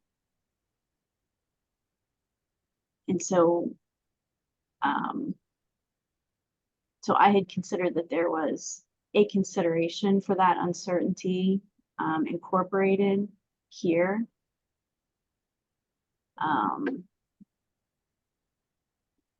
Because otherwise, and again, this is based on a single dose in terms of determining the LOEL, but the observed effects were otherwise considered mild or reversible.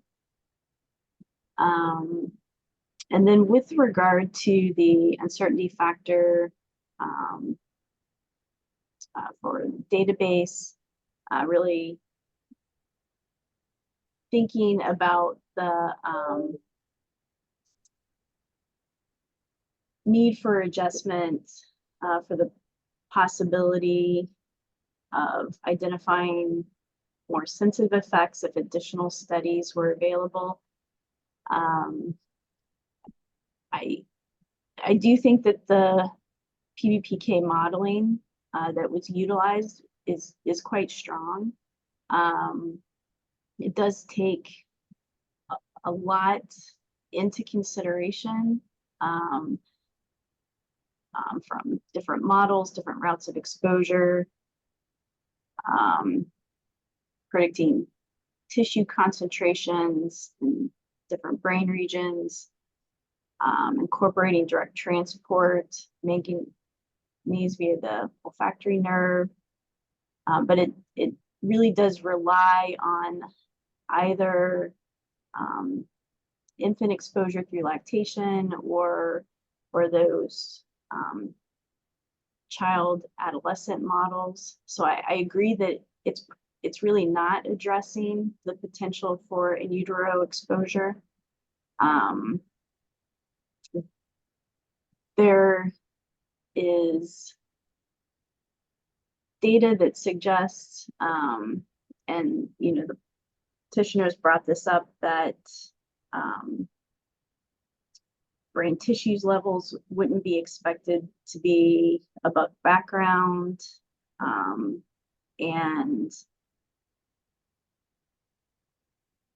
that there are NOELs from the rat studies that are in a range where you would not expect neurological effects from the two scenarios that were considered in terms of exposure on the 24 hours once a month or the 3-week scenario. But I would agree that there is uncertainty associated with maybe the most sensitive in utero route of exposure that could be considered.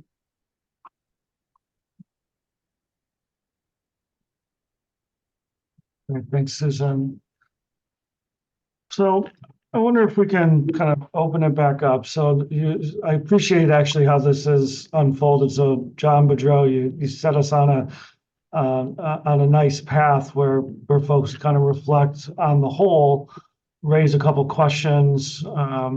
And so I'd like to do a couple things. One, just open it up, now that you've heard from each other, if there's anything coming up for you, if you all would want to have a little more discourse. Do want to also create some space to continue any further conversation on the duration adjustment. I know Holly, the question's been asked. Holly, you provided some information, but there might be a further discussion there, and certainly we can bring folks back in from Talk Strategies as helpful. And then I guess if OHA or DQ, if you have things that are coming up for you now, having heard from folks that you would like to dive in deeper, let's bring those into the room as well. So why don't we start just high level? Is there anything coming up for you that you heard from your colleagues around the table that you'd want to either ask questions around or just reflect back, or maybe has influenced your thinking? So I'll just start there. And again, reminding folks, this is not a consensus-based group, but do want to have discourse and really make sure that OHA and DEQ are getting the best information they can from you all. John S., jump in. Based on the blurb Holly put up, I don't quite understand the rationale still, back on the duration adjustment. It's a particle. You would think any cessation in exposure, you're going to have some clearance. Just because it's steady state, that probably reflects exposure, non-exposure with clearance. I mean, being in steady state, I mean, even like when we look at chronic studies, we're trying to operate on an assumption we are in some sort of, we've chosen a study where we're in pseudo steady state. And whether or not, when we're going to a 24-hour value, I don't know if that's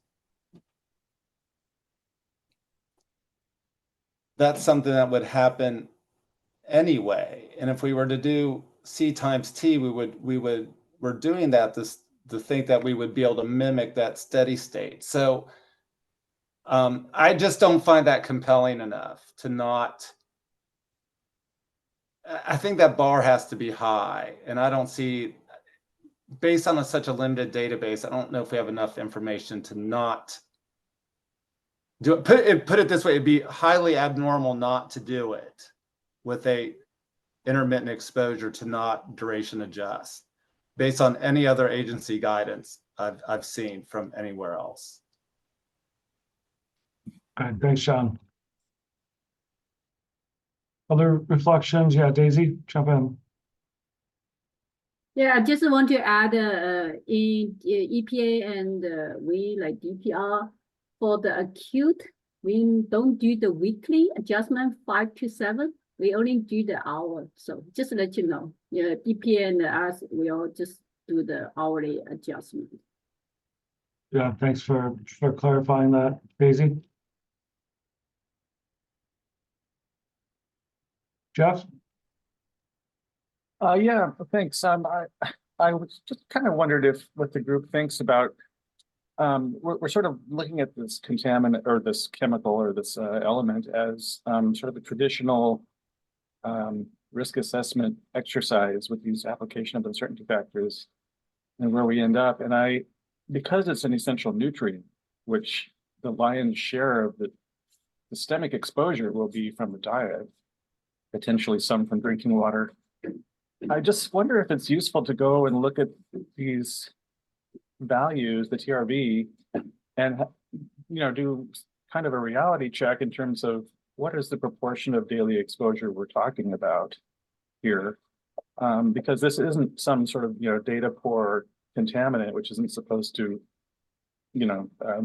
get into our bodies. This is something that we do intake every day and must to a certain degree. And I think the range of normal levels in the diet start at about 1 milligram a day and go up to about 3 or so is sort of the recommended optimal range.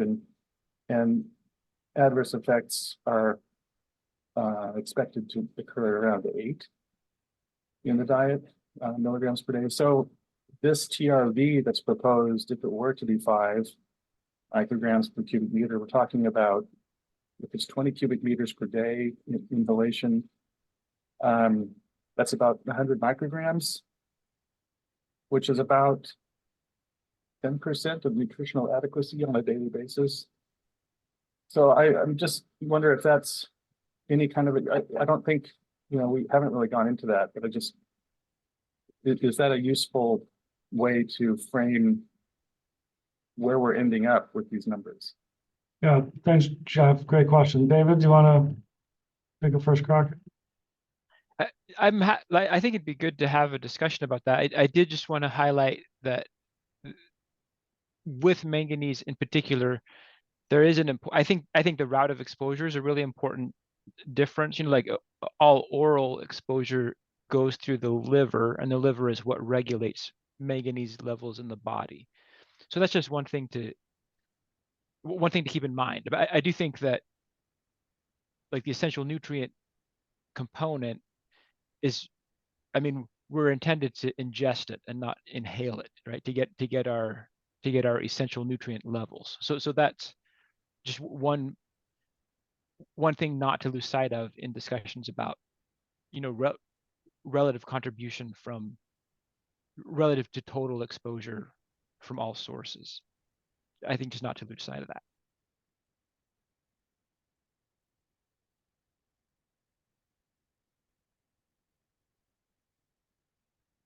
Daisy? Yeah, I think that's the very important part. The magnesium, the brain, mainly is inflation. If you just eat, it won't get into brain easily. And also, I think the PPPK model, they actually, when they run the model, they already incorporate the background from the dietary, and also the background from the air, if I understand correctly. I think the background, the manganese concentration is around 0.4, 0.5 microgram per cubic meter.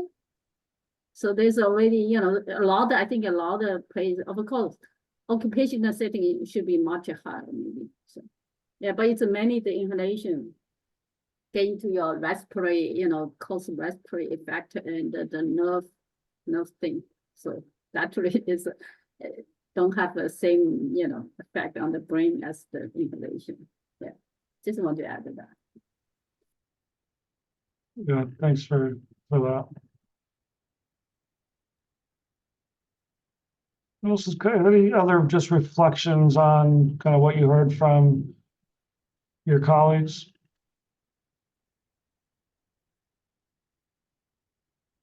Well, I wonder if reopening the conversation around the duration adjustment, a number of you have brought that up. I'm curious if there's more to add or if there's additional questions. I don't always follow all of this science, so it seems like the answers have been unsatisfactory. And maybe that's just intuition or trying to understand kind of what you all have brought into the room. But I guess from an approach standpoint,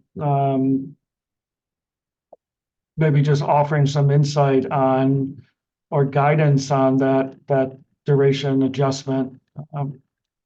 Yeah, John? Well, I think it's important to note that the duration adjustment is not an uncertainty factor. It actually is changing the starting point, the TRV here. So if you apply the fourfold adjustment, then instead of having be the point of departure being 1.5 milligrams per cubic meter, it would be 0.375. That's just taking 1.5 and divided by 4. Let me just ask Daisy, is that what, or others, is that what you were thinking? Is that correct? Yes, Yes, exactly. It's not uncertainty factor. It just the POD just dramatically reduced if you expose for 4 hours instead of 6 hours in the monkeys. Right. Yeah, it's 0.375 now instead of 1.5 for Exactly. the point of a departure. So then I think you turn to the discussion that we've all shared here about the uncertainty factors. And again, I think that from my own view, the interspecies of 3, because we're using monkey data, intraspecies, I'd say at least 10, because I am concerned about the exposure to infants and prenatal, as you mentioned. The low L to no L to me is again as a 10, just because it's a kind of freestanding low L here. And I do appreciate the work that was done in the pharmacokinetic modeling, but I still think that's appropriate.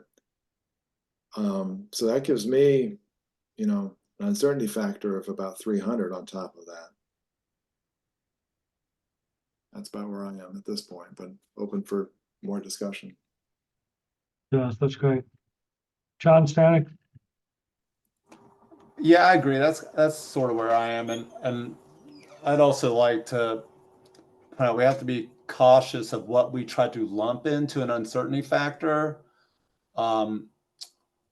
Duration adjustment separate. It's not part of my understanding, and under our procedures is we try to avoid just trying to bend something in another uncertainty factor because we're not sure. The low AL, for example, is the low AL to no AL. That's the uncertainty factor for that extrapolation.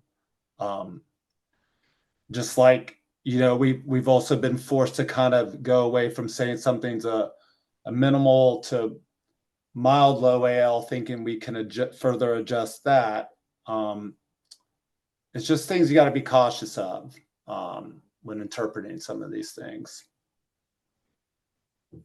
If I might go back just for a moment as well, that is, some of these measures are measures from the studies, of course, but do we have behavioral studies here? And of course, the answer is no. And I think that it's the neurobehavioral effects that's a big gap there, in my mind anyways. And I don't know if there's a follow-up. Yeah, Holly, I mean, is that, jump in. Yeah, I might have missed it, John Vandenberg. Did you say then with the neurobehavioral gap, are you recommending an uncertainty factor for the database? I'm curious if that's where you're thinking that applies or if it's somewhere else. I'm not sure, actually. So, yeah. But I am concerned. Yeah, I mean, or anyone else. Yeah. There's always going to be gaps here. This is this here, but the fact that we're working with primates is a good thing. But these aren't young primates. These are juveniles. So again, you could say that you could drop the uncertainty factor to 3 for using the primates for the interspecies, and then add at least a 3 for the database for the uncertainty in behavioral. And again, I appreciate what John Stanek said. We don't like to commingle these things. But the factor is they do relate to each other somehow. So. Yeah, thanks, John. John Boudreau? Yeah, I agree with John V. You've got a lack of data on neurodevelopmental, and it needs to go, if it's not going to go into intraspecies, then it probably needs to go into the database uncertainty factor. Thanks, John. For one follow-up question. Yeah.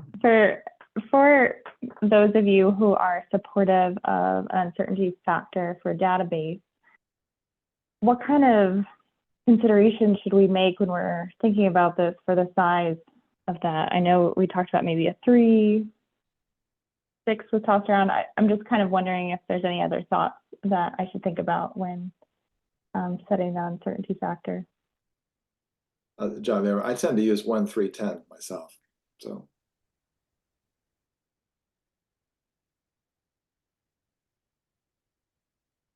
Others?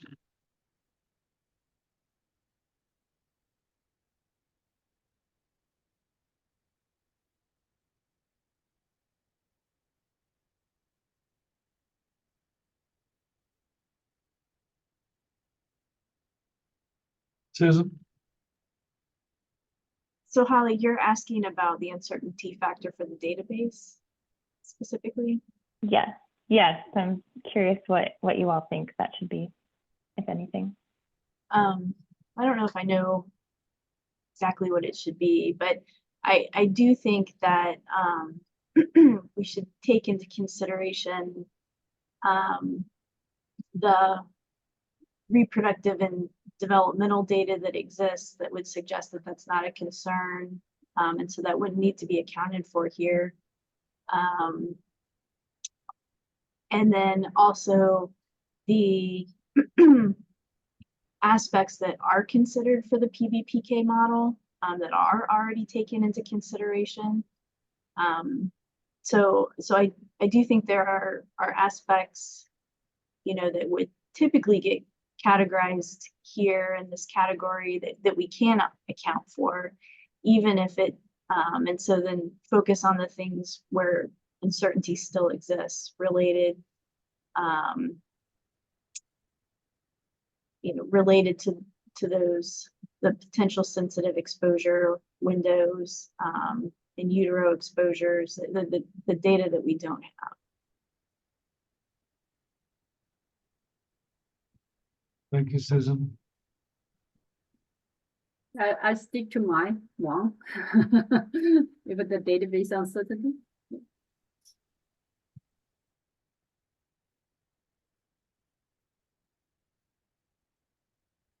Other thoughts on Holly's question?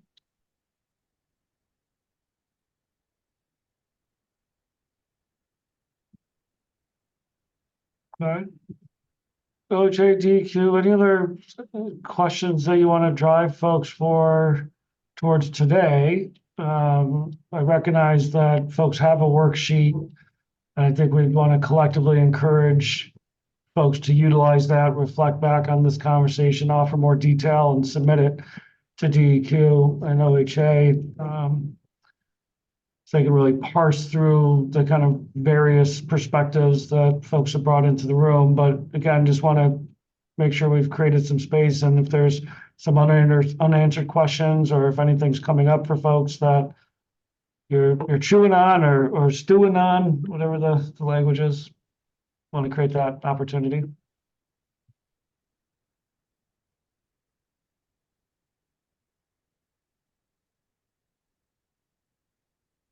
John? Well, Susan, is that an old hand or a new hand? So I will lower it. Oh, that's a lowered hand. John, that's a new hand. Jump in. So we have the chart from Holly, I guess, is a Word file. Would you like us to fill that out as part of the record of what you're getting from us, or is this conversation, which has kind of been wide-ranging, what you need? Tell us what you actually need from us. Yeah, Holly.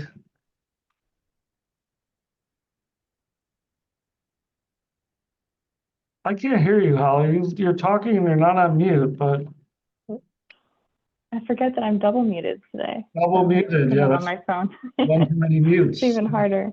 Yeah, I appreciate that question, John. My wheels are turning on what would be the most helpful, given kind of just the variety of options that are possible here.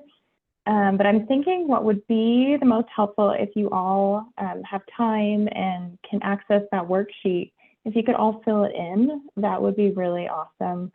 And you can send notes in an email to me after the fact, or Apple, whatever is easiest. That would be really helpful to get kind of like, after you heard all the opinions today, where did you kind of land?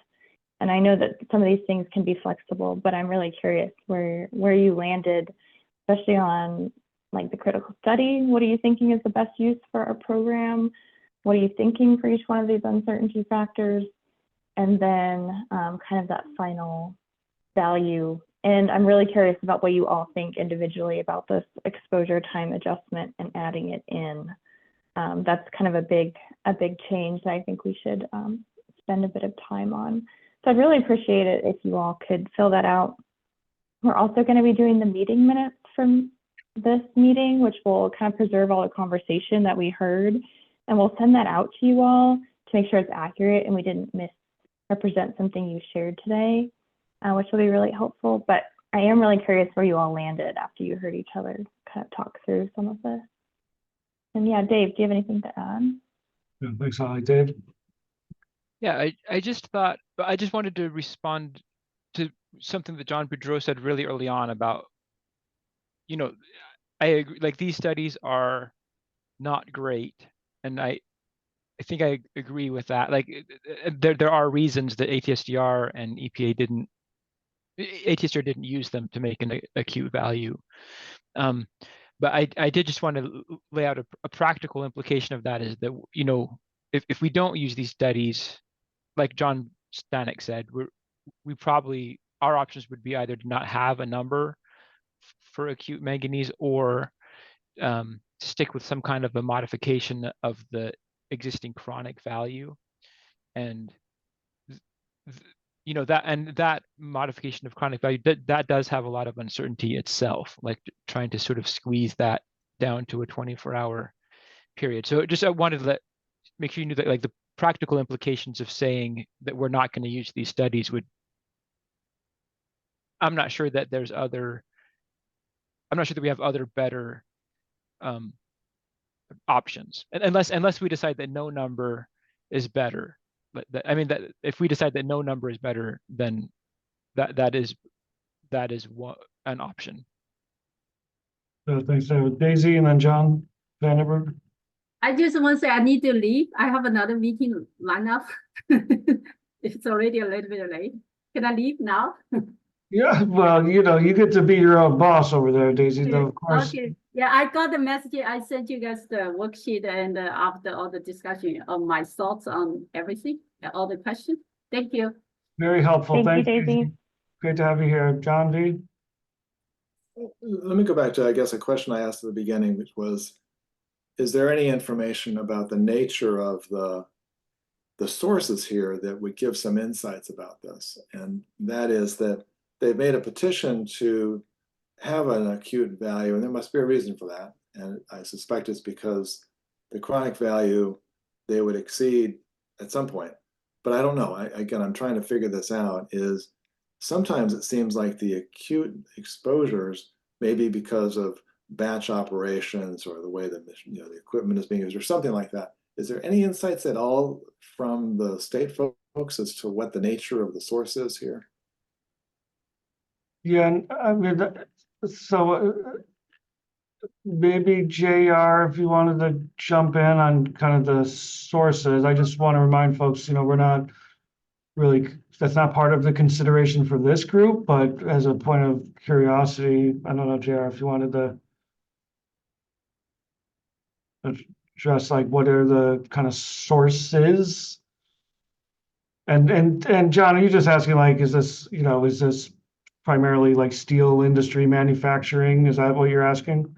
Yeah, I don't have any idea what the sources are here. It's just, Yeah, so maybe at a high level, JR, without getting too much into the kind of discussion of industry, kind of mechanics, or certainly not the motivations of a petitioner. But JR, do you want to jump in? Can you hear me? Yeah, we got you. All right. Sorry, I'm having trouble with my camera and my anyways. Yeah, so kind of without veering into discussions of implementation of the program, I can tell you that in our state, the majority of the emissions where we see manganese are biomass boilers. For some reason, wood really likes to accumulate manganese. I don't know if that has to do with like a cofactor in some sort of lignin production, but it really likes to come out of biomass boilers as particulates.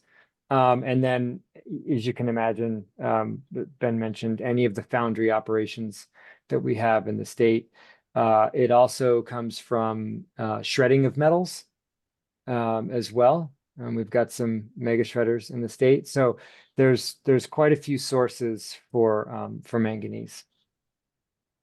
Okay, that's helpful. Yeah, thanks for that question, and you're keeping us within the constraints and guardrails of the conversation, JR. Appreciate that.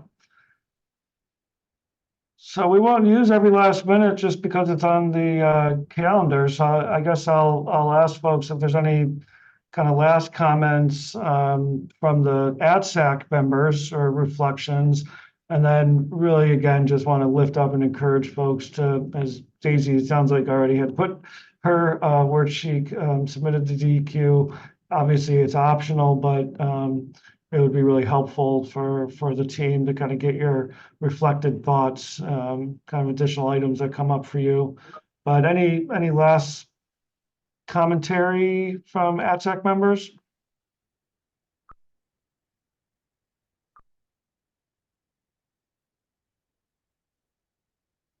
And then I guess for DEQ, OHA, I don't have the worksheet in front of me. So is it is there an open space for the duration reflection, Holly? Yes, there is. There is a column for time adjustment in the TRV, and you can change that to whatever you'd like. It'd be great if you could put a few notes on kind of like how you calculated it and where you're leaning, so we can use that as we build our proposal. But yeah, there is a column. Perfect. Thank you, Holly. So, well, thanks all. I guess I'll leave it there. I don't know if who wants to help close us out for next steps from probably DEQ. I will say every time I'm in this space with you all, I'm not sure if I'm leaving feeling a little smarter than I was walking in, or if I feel a little dumber than I was walking in, but just really appreciate the level of effort clearly that you all put in to prepare to come into this space, and then obviously just the expertise that each of you bring. It's a real privilege to be able to share the space. So who's going to lead us on next steps? Am I saying all this? I can. I will go ahead and lead us on next steps. Okay. Thank you so much, Ben, and thank you again to all the ATSAC members for such a wonderful discussion. We really appreciate all of the thoughtful discussion and feedback from today. And as Holly mentioned, we will go back, we'll carefully think about everything that we heard. And this month we will get to writing and editing meeting minutes from today's meeting that we will go ahead and circulate a draft of it to all of you so that you can make sure that the minutes are accurate. Then we will be working on a DEQ proposal for the acute manganese TRV that will be presented to a rules advisory committee and later to DEQ's governing board, the Environmental Quality Commission.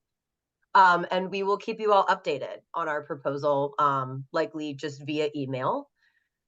We also wanted to share a little bit more about the next series of ATSAC meetings that will be coming up. We'll be working on planning that once our quality control processes with ERG wrap up, those quality control processes that Holly mentioned before on the TRV review. So after that, we anticipate having a series of at least 3 meetings, probably sometime in the fall, with all of you to present and discuss the findings from our TRV review and selection process. And we envision that the first meeting coming back will orient you all to the files and the tables that we have for you all to review.